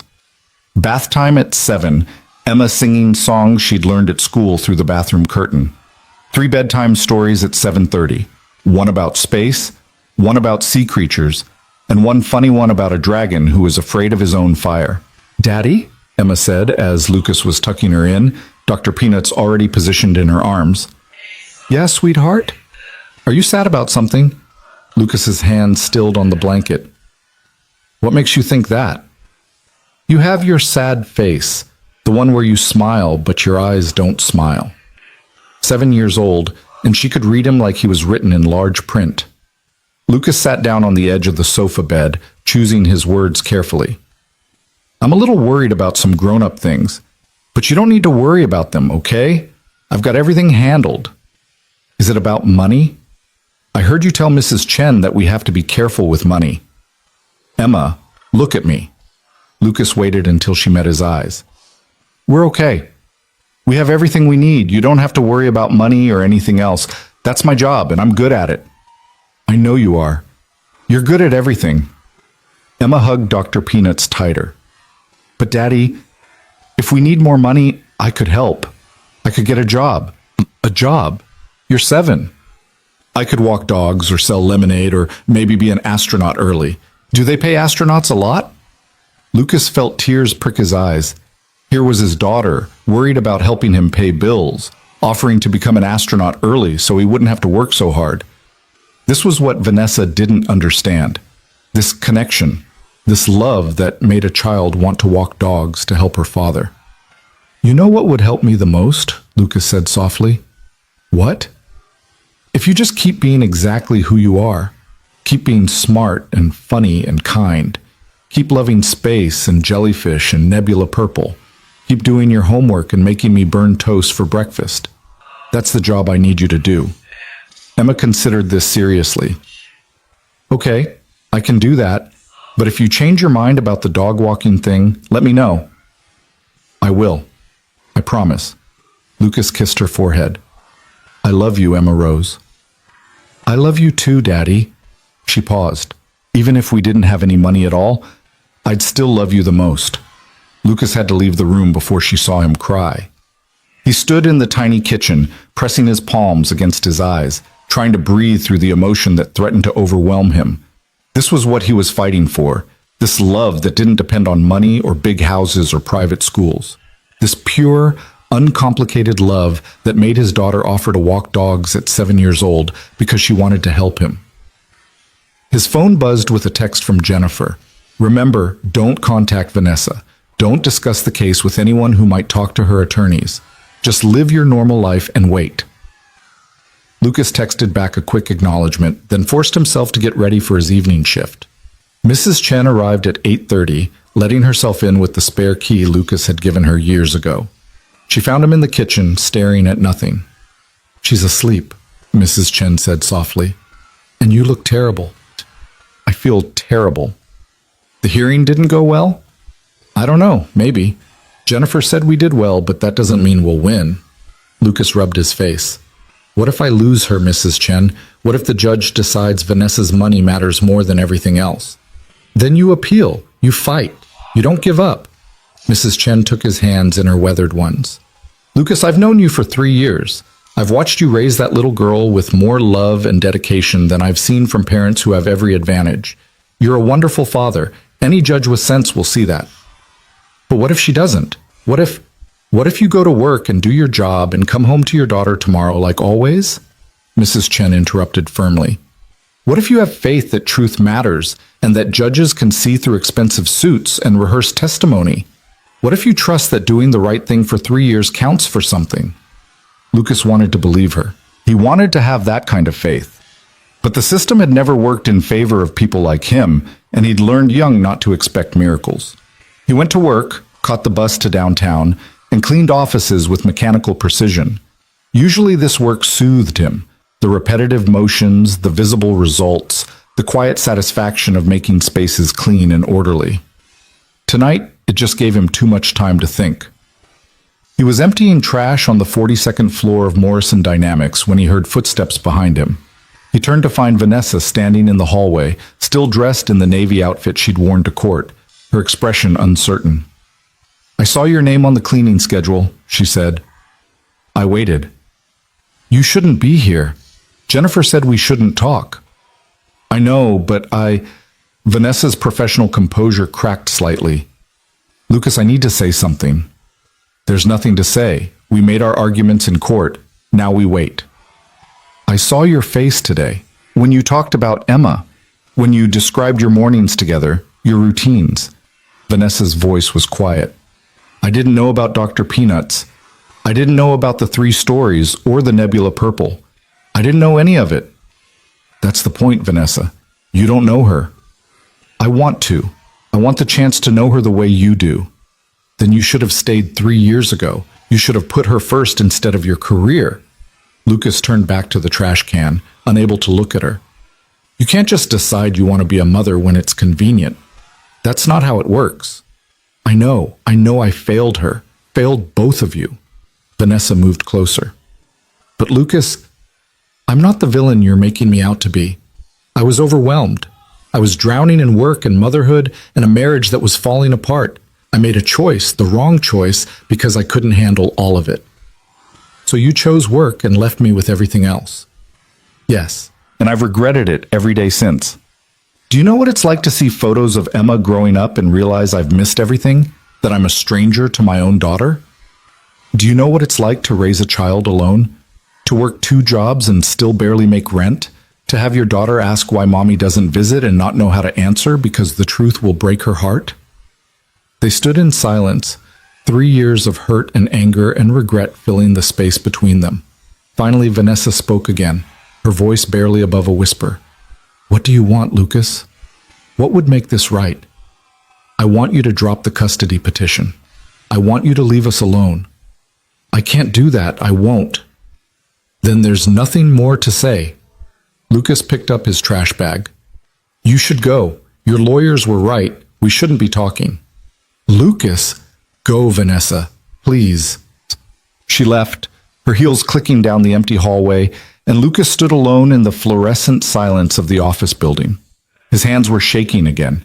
He couldn't keep doing this, couldn't keep functioning normally while his entire world hung in the balance. He finished his shift at 3 a.m. and caught the bus home, the city dark and quiet around him. In his apartment, Mrs. Chen had fallen asleep in the armchair, a book open in her lap. Emma was sprawled across the sofa bed, Dr. Peanuts clutched in one hand, her other arm flung out like she was reaching for something in her dreams. Lucas covered Mrs. Chen with a blanket and stood watching Emma sleep, memorizing every detail of her face. What if this was all temporary? What if in 2 days, a judge decided that money mattered more than love, and Emma was taken away to live with Vanessa and Andrew in their big house in Lincoln Park? He couldn't think like that. Mrs. Chen was right. He had to have faith. The next day crawled by with agonizing slowness. Lucas went through his morning routine mechanically. Wake up, shower, wake Emma, breakfast, bus to school, work at the hospital. But everything felt muted, like he was moving through water. His coworkers noticed. "You okay, Lucas?" Tom Brennan asked during Lucas's lunch break. "You've been staring at that sandwich for 10 minutes without taking a bite. Just tired. This about that custody thing? The court case?" Lucas looked up sharply. "How did you know about that?" "I testified, remember? That lawyer called me, Jennifer Park. She said you needed character witnesses." Tom sat down across from Lucas. "Look, I don't know much about legal stuff, but I know you're a good father. Anyone with eyes can see that. The judge will see it too." "I hope you're right." "I am right. Have some faith, man. You've earned it." But faith felt impossible when so much was at stake. Lucas picked up Emma from school and took her to the library like she'd requested.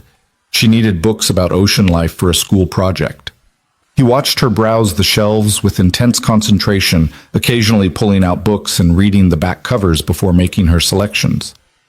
"This one," Emma announced, holding up a book about deep-sea creatures. "And this one about coral reefs, and maybe this one about sharks? Do you think Mrs. Patterson will like sharks?" "I think Mrs. Patterson will like whatever you choose," Lucas said. They checked out the books and walked home through streets that were starting to fill with evening commuters. Emma skipped ahead, then back, then ahead again, her library books clutched to her chest like treasures. "Daddy, did you know that the ocean is deeper than Mount Everest is tall? That's what this book says. The deepest part of the ocean is so deep that if you put Mount Everest in it, the mountain would be completely covered with water on top. Isn't that amazing?" "That's amazing, sweetheart." "And there are fish down there that make their own light because it's so dark, like living flashlights. Can you imagine being a fish that's also a flashlight?" Lucas smiled despite his anxiety. "I cannot imagine that. I want to see the deep ocean someday, maybe before I go to space, or maybe after. Do astronauts ever study the ocean? They should, because both places are really hard to get to and really mysterious." They made it home, and Emma immediately spread her library books across the kitchen table and started taking notes for her project. Lucas made dinner, chicken and rice tonight, simple and cheap, and tried to focus on the normalcy of it. This was his life. This mattered. Not courtrooms or judges or legal arguments, but this. Emma at the kitchen table, reading about bioluminescent fish, asking questions faster than he could answer them. His phone buzzed with a text from Jennifer. "Still no word from the court. Probably tomorrow morning. Try to get some sleep tonight." Sleep. Right, as if that was possible. That night, after Emma was asleep and Mrs. Chen had gone home, Lucas sat in the dark kitchen and let himself imagine the worst-case scenario. Losing Emma. Reduced to supervised visits every other weekend. Watching his daughter grow up from a distance while Andrew Whitmore became dad, and Lucas became just a name she used to know. The fear was paralyzing. He'd been running on adrenaline and determination since Friday, but now, alone in the dark with nothing to do but wait, the reality of what he might lose crashed over him. Emma was everything. She was his reason for waking up at 5 a.m. and working 80-hour weeks. She was his future, his hope, his heart walking around outside his body. Without her, he was nothing. His phone rang at 11 p.m., jerking him out of dark thoughts. Jennifer's name appeared on the screen. "Lucas, I just got an email from the court. Judge Morrison is issuing her ruling tomorrow morning at 9 a.m. We need to be there." "Tomorrow." "Okay, I can do that." "Lucas, listen to me. Whatever happens, you fought. You stood up for your daughter and you didn't back down. That matters, regardless of the outcome." "Will we win?" "I don't know, but I do know that you gave it everything you had. Now get some rest. I'll meet you at the courthouse at 8:30. Lucas hung up and sat in the dark kitchen, his heart pounding. Tomorrow. In less than 12 hours, he'd know whether he got to keep being Emma's father, or whether that privilege was being given to someone who'd chosen work over family 3 years ago. He didn't sleep that night. He lay on his bed, really just a mattress on the floor in the corner of their studio apartment, and listened to Emma breathe, watched the rise and fall of her shoulders in the dim light from her nightlight. He memorized the sound of her sleep breathing, the way she occasionally muttered something incomprehensible, the the way Dr. Peanuts' trunk had come unknotted during the night because she felt safe. At 5 a.m., Lucas gave up on sleep and took a shower. At 6, he woke Emma gently. "It's Tuesday," she said sleepily. "We have library today. Can I bring my ocean books to show Mrs. Patterson?" "Of course, sweetheart." They went through their morning routine, but Lucas felt like he was watching from outside his body. Emma chattered about her ocean project, about how she was going to make a poster with different ocean zones showing which creatures lived at which depths. Lucas nodded and responded, but his mind was already at the courthouse, already waiting for Judge Morrison's decision. "Daddy, you're not eating your breakfast," Emma observed. "I'm not very hungry this morning." "Are you sick?" "No, baby, just have some things on my mind." "Grown-up things?" "Yeah, grown-up things." Emma studied him seriously, then reached across the table and patted his hand. "It's going to be okay, Daddy. Whenever I'm worried about things, I remember that you always make everything okay. So if you're worried, just remember that you always make everything okay for me, so probably it will be okay for you too." Lucas had to look away before she saw the tears in his eyes. He walked her to school, hugged her tight before she ran inside, and then caught the bus downtown to the courthouse. Jennifer was waiting on the steps, looking professional and confident in a gray suit. "Ready?" she asked. "No, but let's do this anyway." They walked into the courthouse together, through security, down those familiar hallways to the same courtroom where they'd spent all day Monday. Vanessa was already there with Richard Pemberton, looking pale and nervous. When she saw Lucas, something flashed across her face. Guilt, maybe, or fear that mirrored his own. Judge Morrison entered at exactly 9 a.m., carrying a folder that contained Lucas's entire future. She settled into her seat and looked out at the courtroom with those sharp, assessing eyes. "This is a difficult case," she began, her voice clear and firm. "Both parties clearly care about the child in question. Both have presented compelling arguments for why they should have custody. But custody decisions cannot be based solely on financial resources or good intentions. They must be based on what serves the best interests of the child." Lucas couldn't breathe. His hands gripped the armrests of his chair so hard his knuckles went white. "I've reviewed all the testimony and evidence presented," Judge Morrison continued.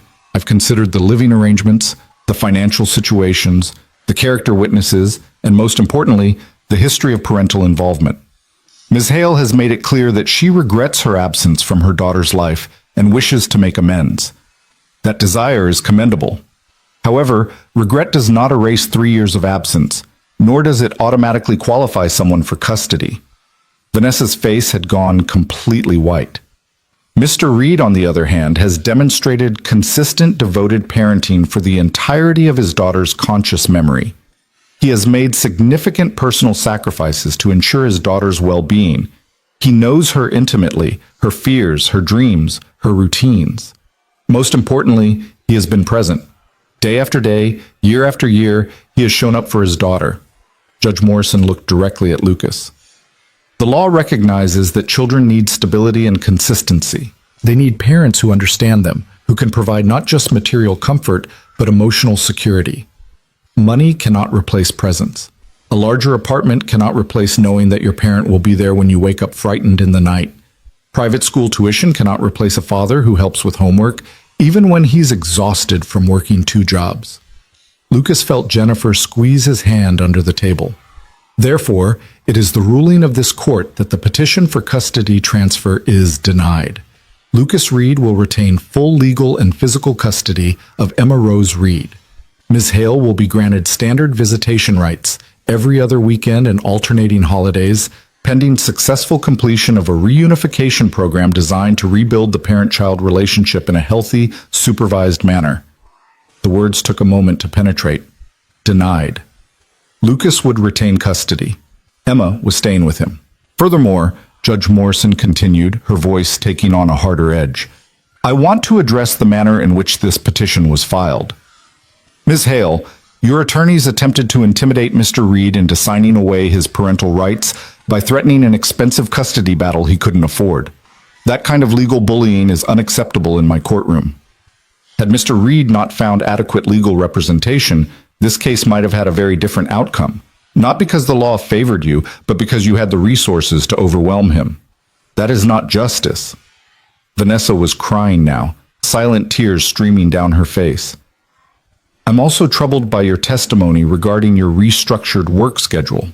When pressed, you admitted you haven't actually reduced your travel obligations. You've merely promised to do so if you gain custody. That suggests this petition was more about winning than about genuine readiness to be a full-time parent. Judge Morrison closed her folder. Mr. Reed, you've done an exceptional job raising your daughter under difficult circumstances. This court commends your dedication and sacrifice. Ms. Hale, you have the opportunity to build a relationship with your daughter, but it will be on terms that prioritize Emma's well-being and stability, not your convenience. I strongly recommend you take advantage of the reunification program and learn what it truly means to put your child first. The gavel fell, and Lucas felt his entire body go weak with relief. He'd won. Emma was staying with him. 3 years of fear, of waiting for this moment, and he'd won. Jennifer was talking to him, saying something about next steps and visitation schedules, but Lucas couldn't hear her over the roaring in his ears. Across the courtroom, Vanessa stood abruptly and left without looking at him, Richard Pemberton hurrying after her. But Lucas didn't care. He didn't care about Vanessa's disappointment or her tears or anything except the fact that he got to keep being Emma's father. Lucas. Jennifer's voice finally penetrated. Did you hear me? I won. We won. You won. You get to go home to your daughter and tell her everything's okay. Jennifer smiled. You deserve this, Lucas. You earned it. Outside the courthouse, Margaret Sloan was waiting by her limousine. She smiled when she saw Lucas's face. Judge Morrison made the right decision, she said simply.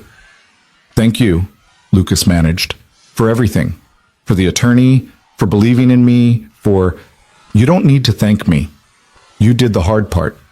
You showed up for your daughter every day for 3 years.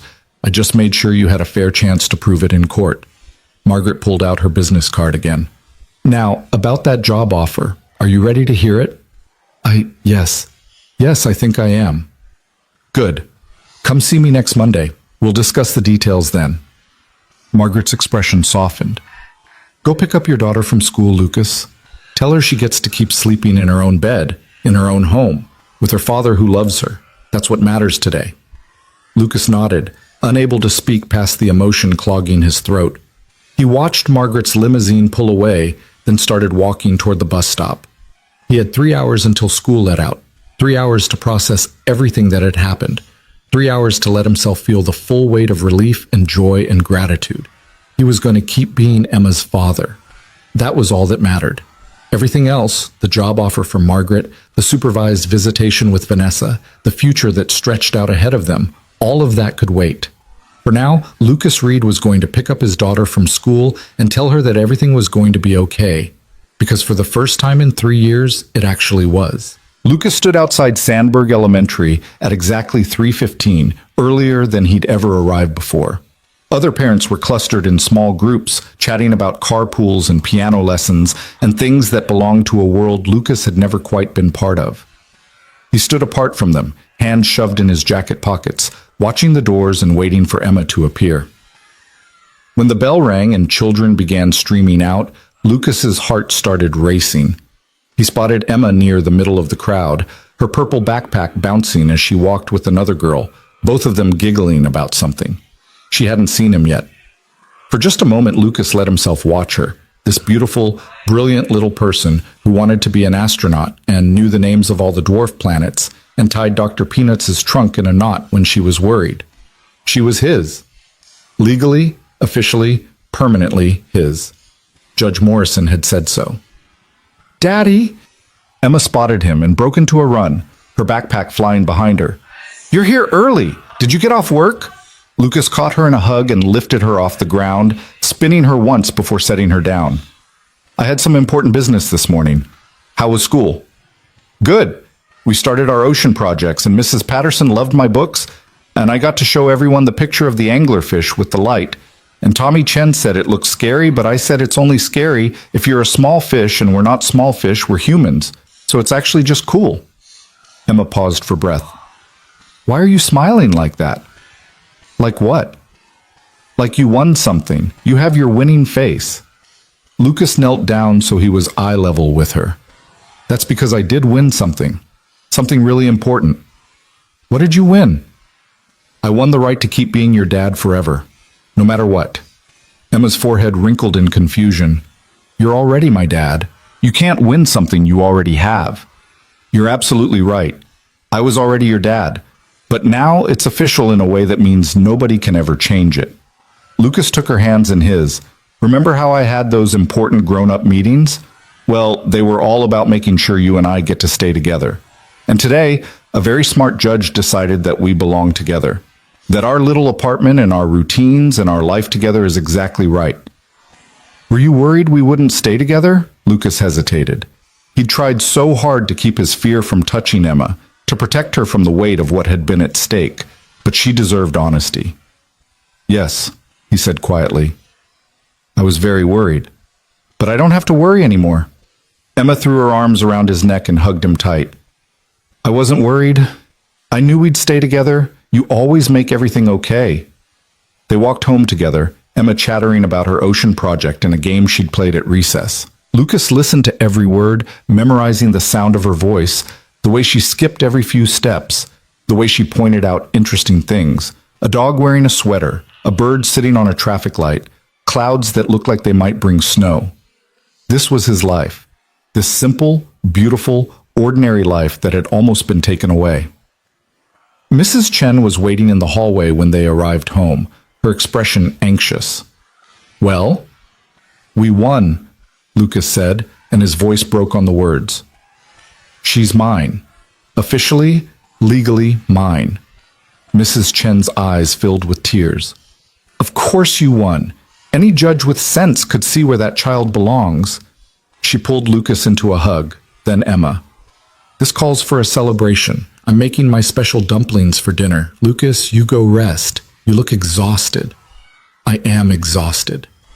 Lucas realized it was true. The adrenaline that had been carrying him for days was finally fading, leaving behind bone-deep weariness. But I have to work tonight. No, you don't. You call in sick, you stay home with your daughter, and you celebrate. Mrs. Chen's tone left no room for argument. One night off won't ruin you, and that child needs her father tonight. Lucas wanted to argue. He couldn't afford to miss a shift, couldn't afford to lose the money, but Emma was looking at him with such hope that he found himself nodding. Okay, one night off. He called his supervisor at the cleaning company, explained he had a family emergency, and accepted the disapproving silence on the other end of the line. It didn't matter. Tonight, he was going to be present for his daughter in a way he rarely got to be on weeknights. No rushing off to a second shift. No exhaustion pulling at the edges of everything. Just time together. Emma wanted to work on her ocean project, so Lucas spread newspapers across their small kitchen table and helped her create a poster showing the different ocean zones. She drew fish and whales and submarines with careful concentration while Lucas cut out labels from construction paper. Mrs. Chen brought over dumplings at 6, and they ate together, the three of them crowded around the table, Emma explaining her poster in detail while Mrs. Chen asked questions that made Emma think deeper about what she'd learned. The midnight zone is so deep that no light reaches it at all, Emma said, pointing to the darkest section of her poster. But fish still live there. They adapt. That's what Mrs. Patterson says.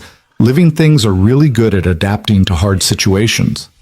Lucas met Mrs. Chen's eyes across the table and saw his own emotion reflected there. Living things are really good at adapting to hard situations. That had been their life for 3 years. Adapting, surviving, making do with less than enough and somehow turning it into more than enough because of the love that filled the spaces where money couldn't reach. After dinner, they played a board game Emma had gotten for her birthday. Something about building space stations that Lucas didn't entirely understand, but Emma explained with patient detail. At 7:30, bath time came and went with the usual routine. 3 stories at 8, Emma chose all space books tonight, including one about Mae Jemison that they'd read a dozen times before. Daddy, Emma said as Lucas was tucking her in, are you happy? So happy, sweetheart. The happiest I've been in a long time. Good, because you deserve to be happy. You work really hard and you're really nice and you make the best dinosaur macaroni. Emma paused, considering. Well, maybe not the best. Mrs. Chen's is pretty good too, but yours is the best that a dad makes. Lucas laughed, the sound surprising him. When was the last time he'd laughed like that, freely and without the weight of worry pressing down? I'll take it. Best dad-made dinosaur macaroni. I love you, Daddy. I love you too, Emma Rose, more than all the stars in the sky. That's a lot of stars. There are like billions and billions. Exactly. That's how much I love you. Emma fell asleep within minutes, her day of school and excitement catching up with her. Lucas sat on the edge of the sofa bed for a long time, just watching her sleep, letting himself feel the full weight of relief. She was his. She was staying. Tomorrow would come with all its usual challenges, bills to pay, jobs to work, a life that was still financially precarious, but Emma would be there through all of it. His phone buzzed with a text from Jennifer. Congratulations again. The formal custody order will be filed within a week. Vanessa's visitation schedule starts in 2 weeks after she completes the first session of the reunification program. If you have any questions, call me.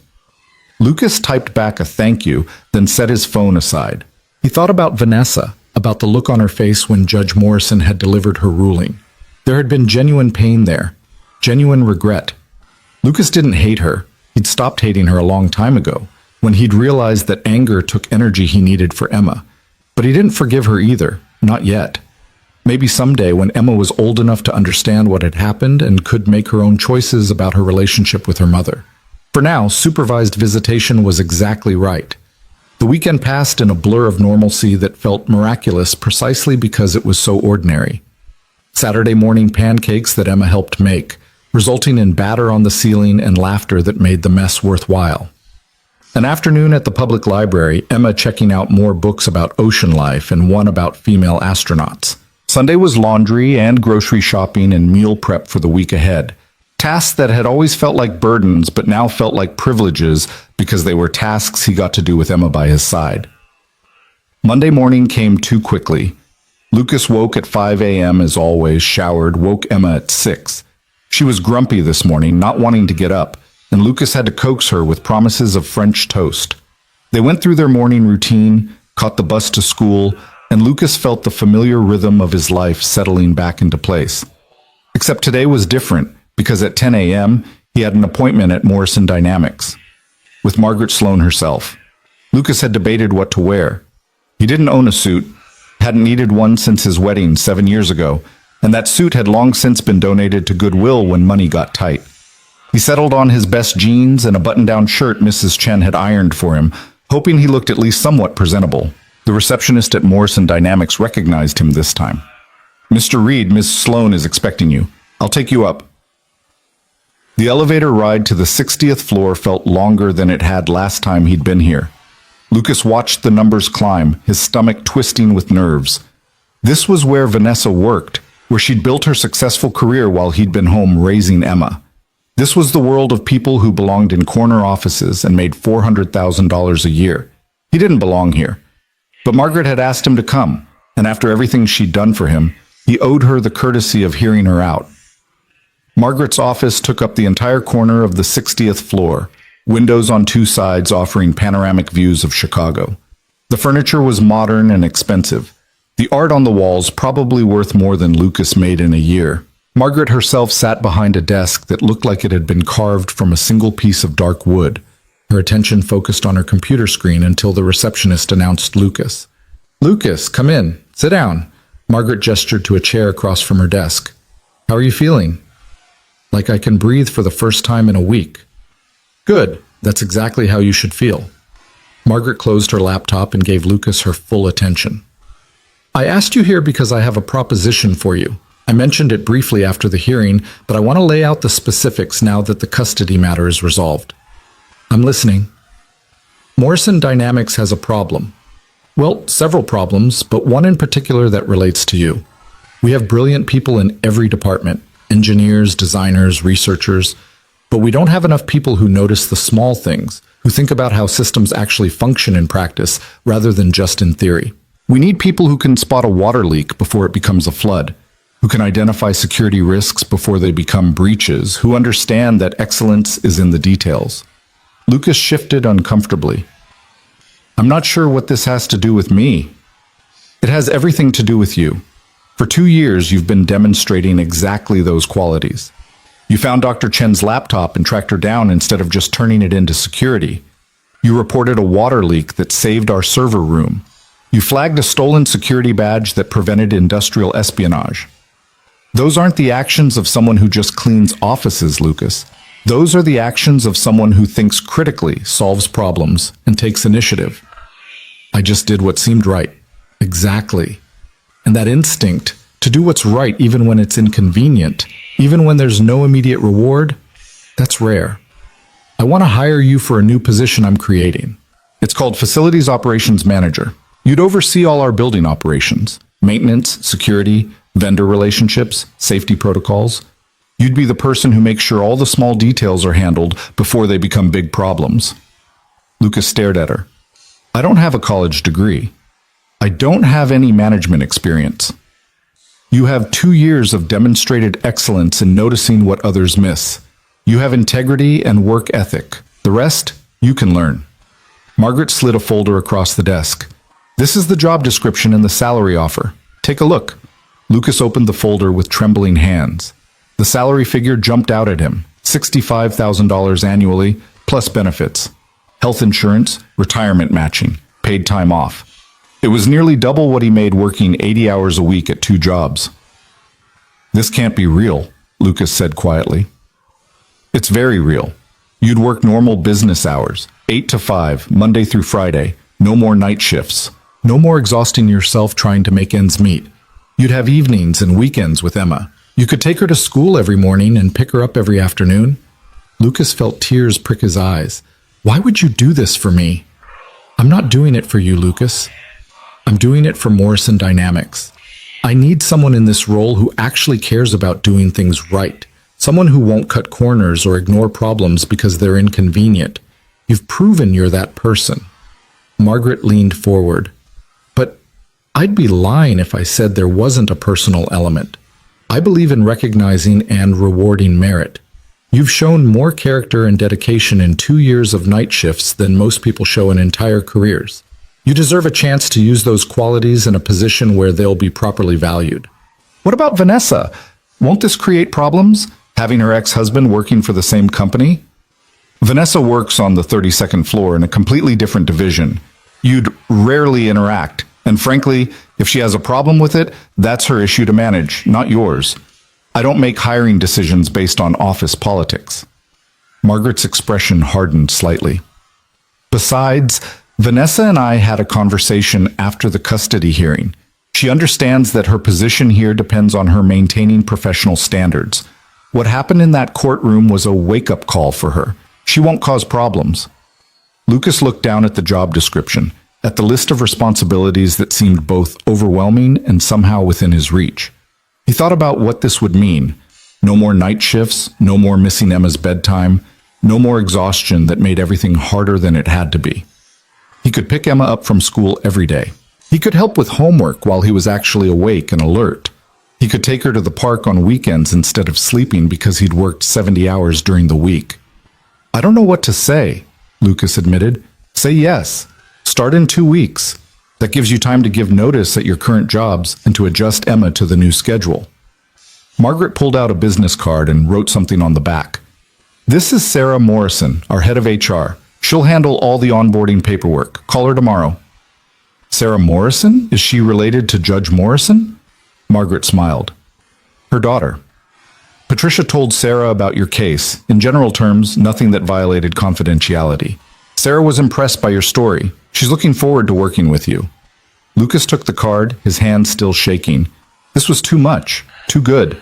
After 3 years of struggling, of fighting for every small victory, it felt impossible that his life could change this dramatically. There's one condition, Margaret said, her tone becoming more serious. Lucas's heart sank. Of course there was a condition. Nothing came without strings attached. You have to promise me that you'll finish your degree. You had 2 semesters left of your engineering program when you dropped out to take care of Emma. Morrison has a tuition reimbursement program. You can take evening classes, finish your degree. It'll take a few years, but you'll do it. I don't know if I can manage work and school and Emma. You've been managing 2 jobs and Emma. You can manage 1 job and 1 class per semester. And Lucas, you're smart. You should have the credentials to match that intelligence. Don't let Vanessa's choices 3 years ago define the rest of your life. Finish what you started. Lucas thought about those 2 semesters, about the engineering degree he'd been so close to completing before Emma was born and Vanessa left, and survival became more important than education. Could he really go back? Could he balance work and school and being the father Emma needed? I'll think about it, he said finally. Good. Now go. You probably need to get to your hospital shift. Margaret stood, extending her hand. Welcome to Morrison Dynamics, Lucas. I look forward to seeing what you accomplish. Lucas shook her hand, still somewhat dazed, and left her office in a fog of disbelief. In the elevator, he looked at the business card Sarah Morrison had given him, at the folder with the job description and salary offer, at the possibility of a future that looked nothing like the struggle he'd been living. He made it to his hospital shift 15 minutes late, apologized to his supervisor, and worked through the lunch rush in the cafeteria, feeling like he was moving through a dream. His coworker Maria noticed. You okay, Lucas? You seem distracted. I got a job offer, a real one, with benefits and normal hours and enough money that I won't have to work nights anymore. Maria's face lit up. Lucas, that's amazing. Are you going to take it? I think so. I mean, yes. Yes, I'm taking it. Saying it out loud made it real.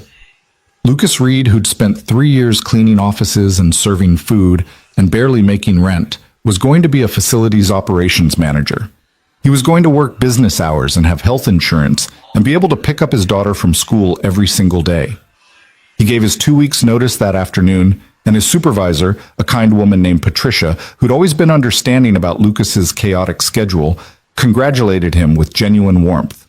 He did the same at the cleaning company that evening, and while his supervisor there was less pleased about losing a reliable employee, even he grudgingly admitted it was a good opportunity. Lucas picked up Emma from Mrs. Chen's apartment at 9 p.m., later than usual because he'd had to work both shifts. How was your day, Daddy? Pretty incredible, actually. Come on, let's go home. I have something to tell you. In their small apartment, Emma settled on the sofa bed with Dr. Peanuts while Lucas sat beside her. Remember how I had to go to that important meeting this morning? Well, it was a job interview, sort of, and I got offered a new job. A new job? But you already have 2 jobs.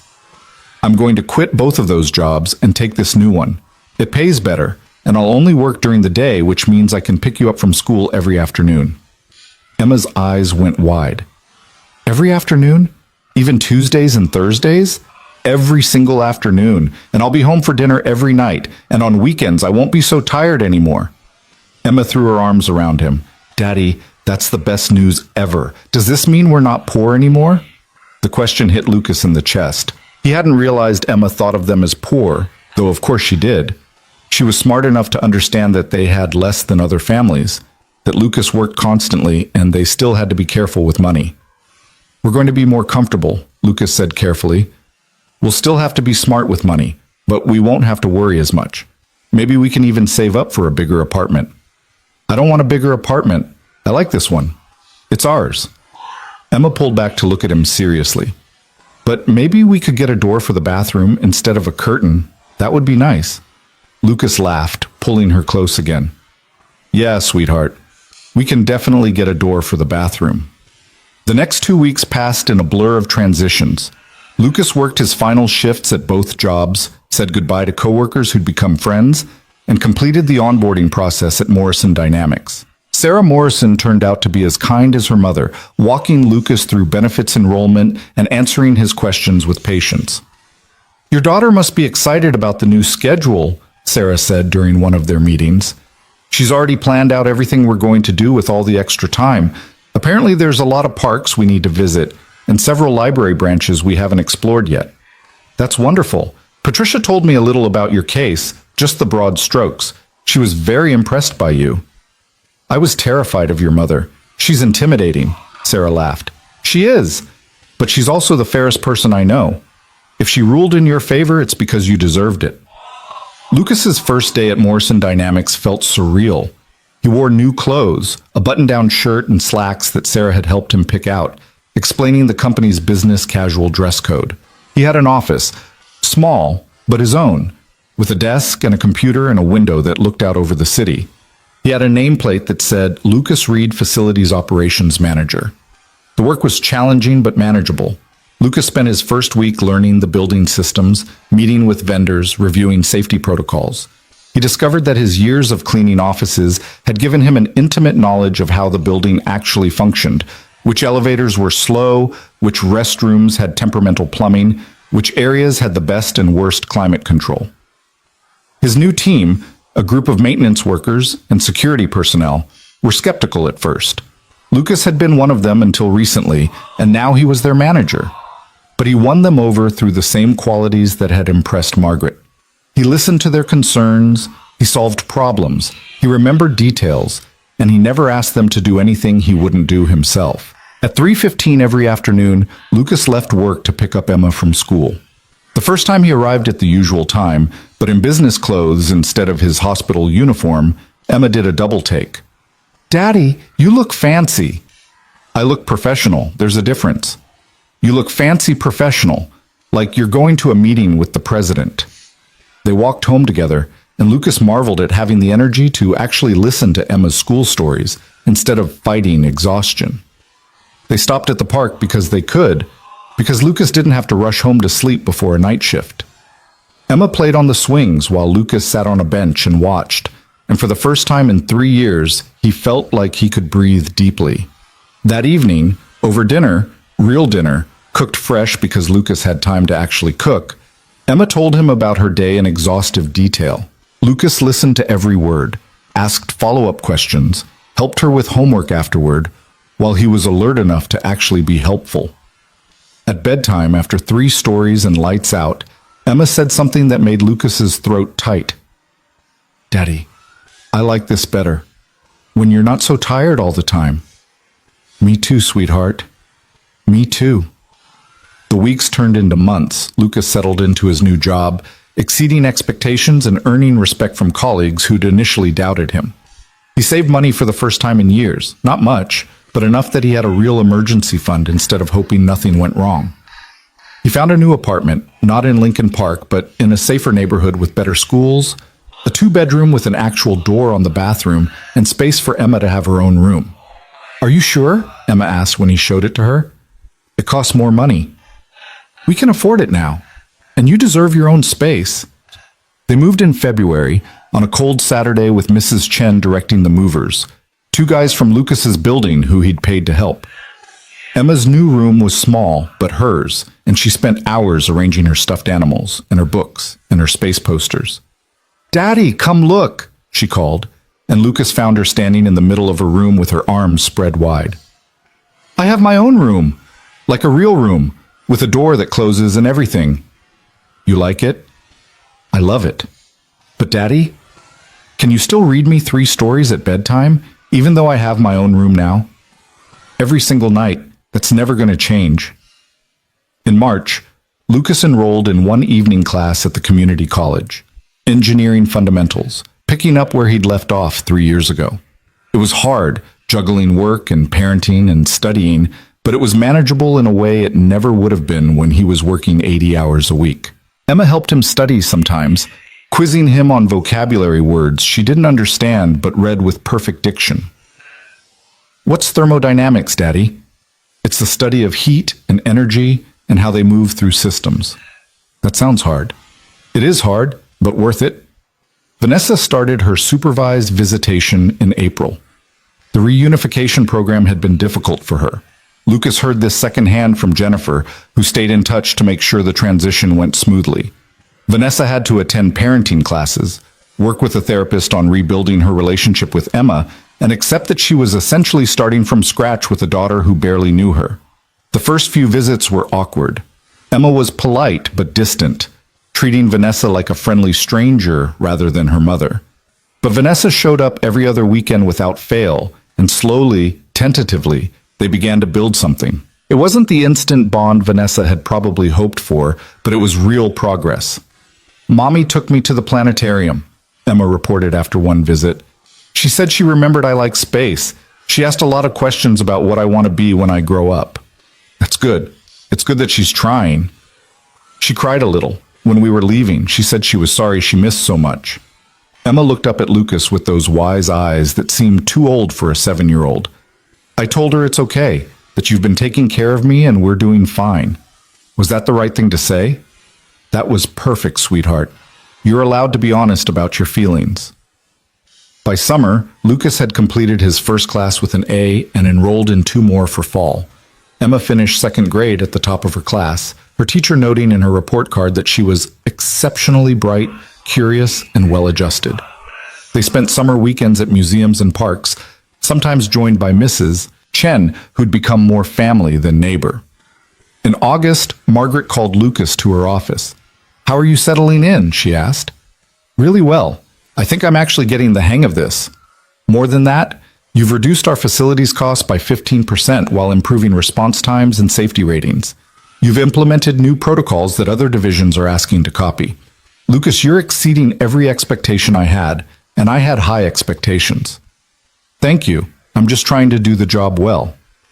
"You're doing more than the job. You're improving the entire operation." Margaret pulled out another folder.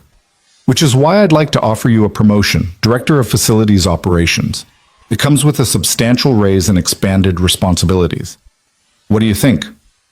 Lucas thought about how far he'd come in 9 months, from a janitor barely making rent to a director at a major corporation, from a father terrified of losing his daughter to a man with custody, stability, and a future.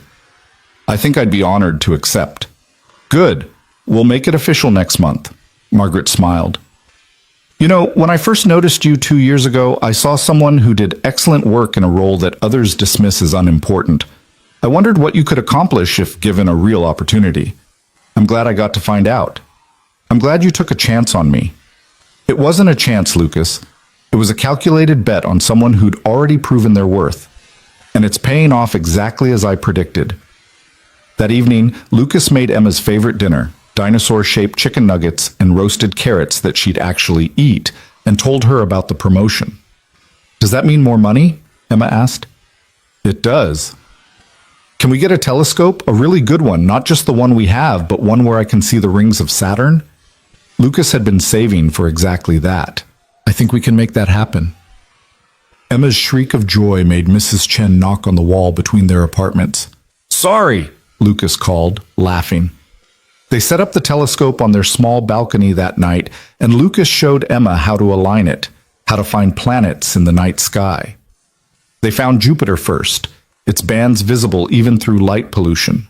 Then Mars, a rust-colored point that made Emma gasp with wonder. "Daddy, I can see it. I can actually see another planet." "You can, and someday maybe you'll visit them." "When I'm an astronaut?" "When you're an astronaut." Emma leaned against him as they stood looking at the stars. "Daddy, are we happy now?" "Yes, sweetheart. We're very happy."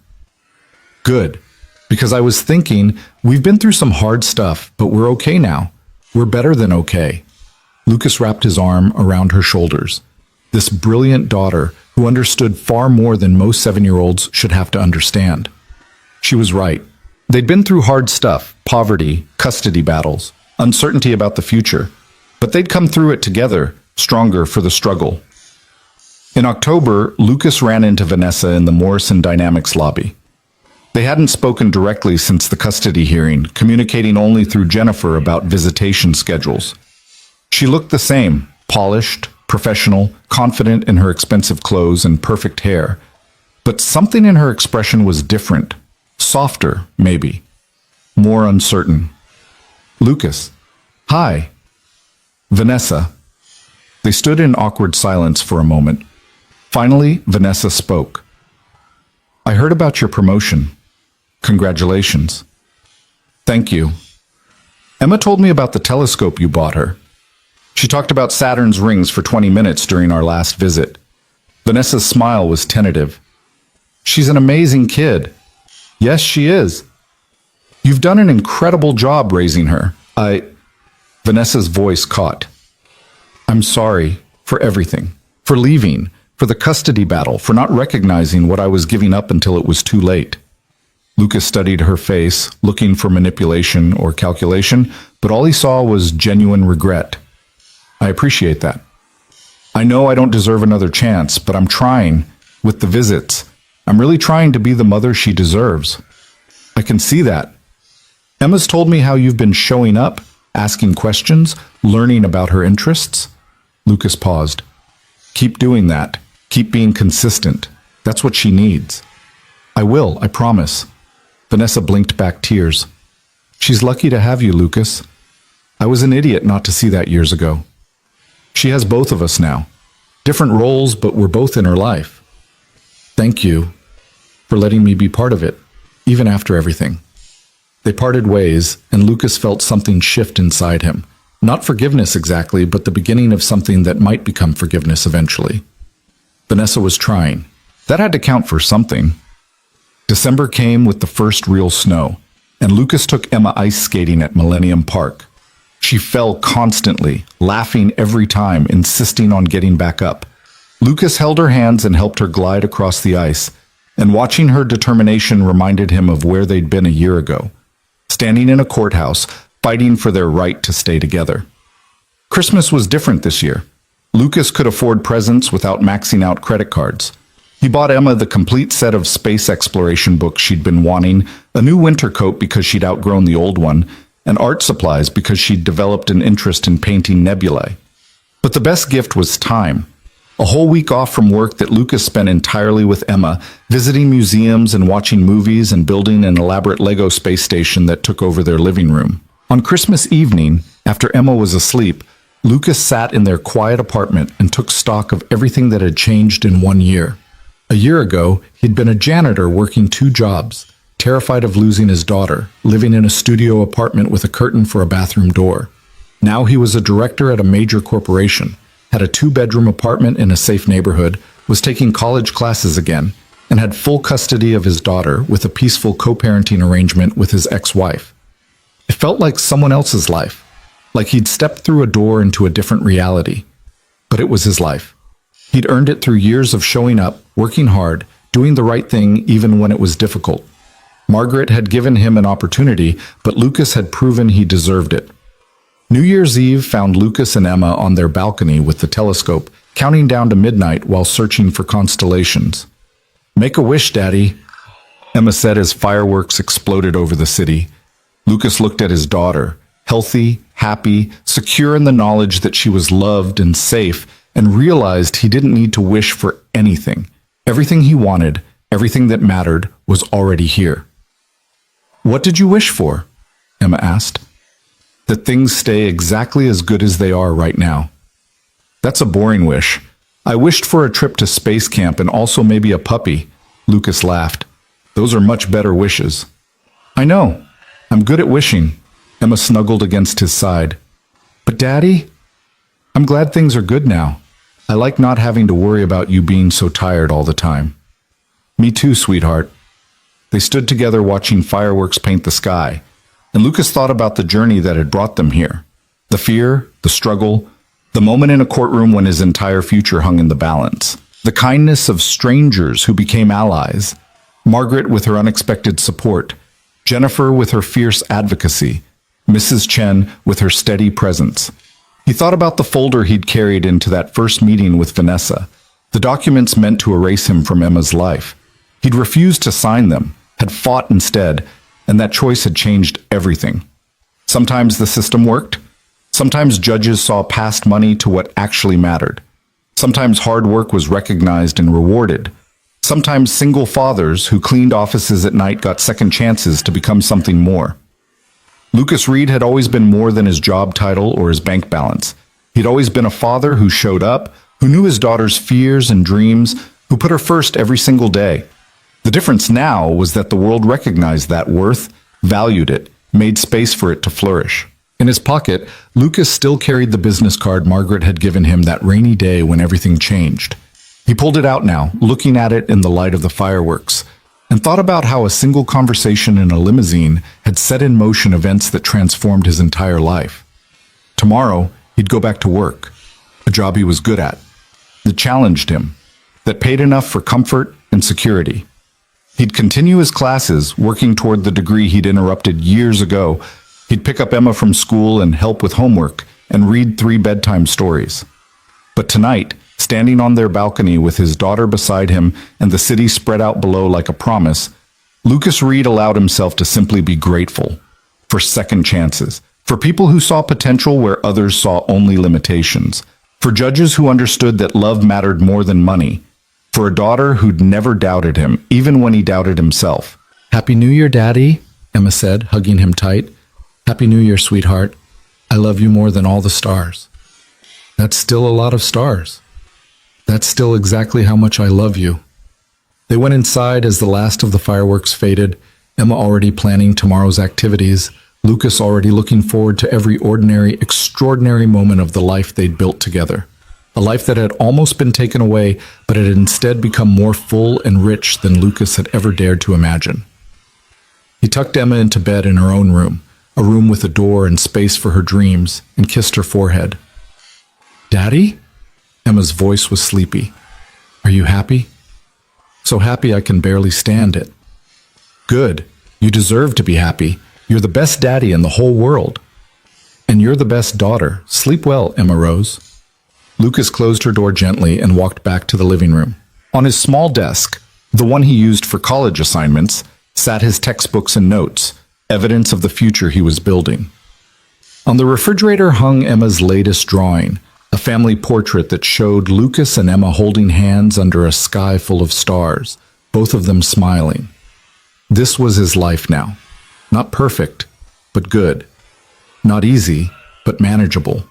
Not what he'd planned 7 years ago when he'd held his newborn daughter and promised to always be there for her. It was better. Because Lucas Reed had learned that showing up mattered, that character counted. That love, real love that showed up every single day regardless of circumstance, was the most valuable thing a person could give. He'd shown up for Emma every day for 7 years. And finally, gloriously, the world had shown up for him in return. Lucas turned off the lights and went to bed, falling asleep almost immediately for the first time in years. He slept deeply, dreamlessly, the sleep of a man who'd fought his battles and won, who'd proven his worth and been recognized for it, who'd loved fiercely and been loved in return. Tomorrow would bring new challenges, new opportunities, new moments to prove himself. But tonight, Lucas Reed rested in the certainty that he was exactly where he belonged, doing exactly what he was meant to do, with exactly the person who mattered most sleeping safely in the next room. And that was enough. That was everything.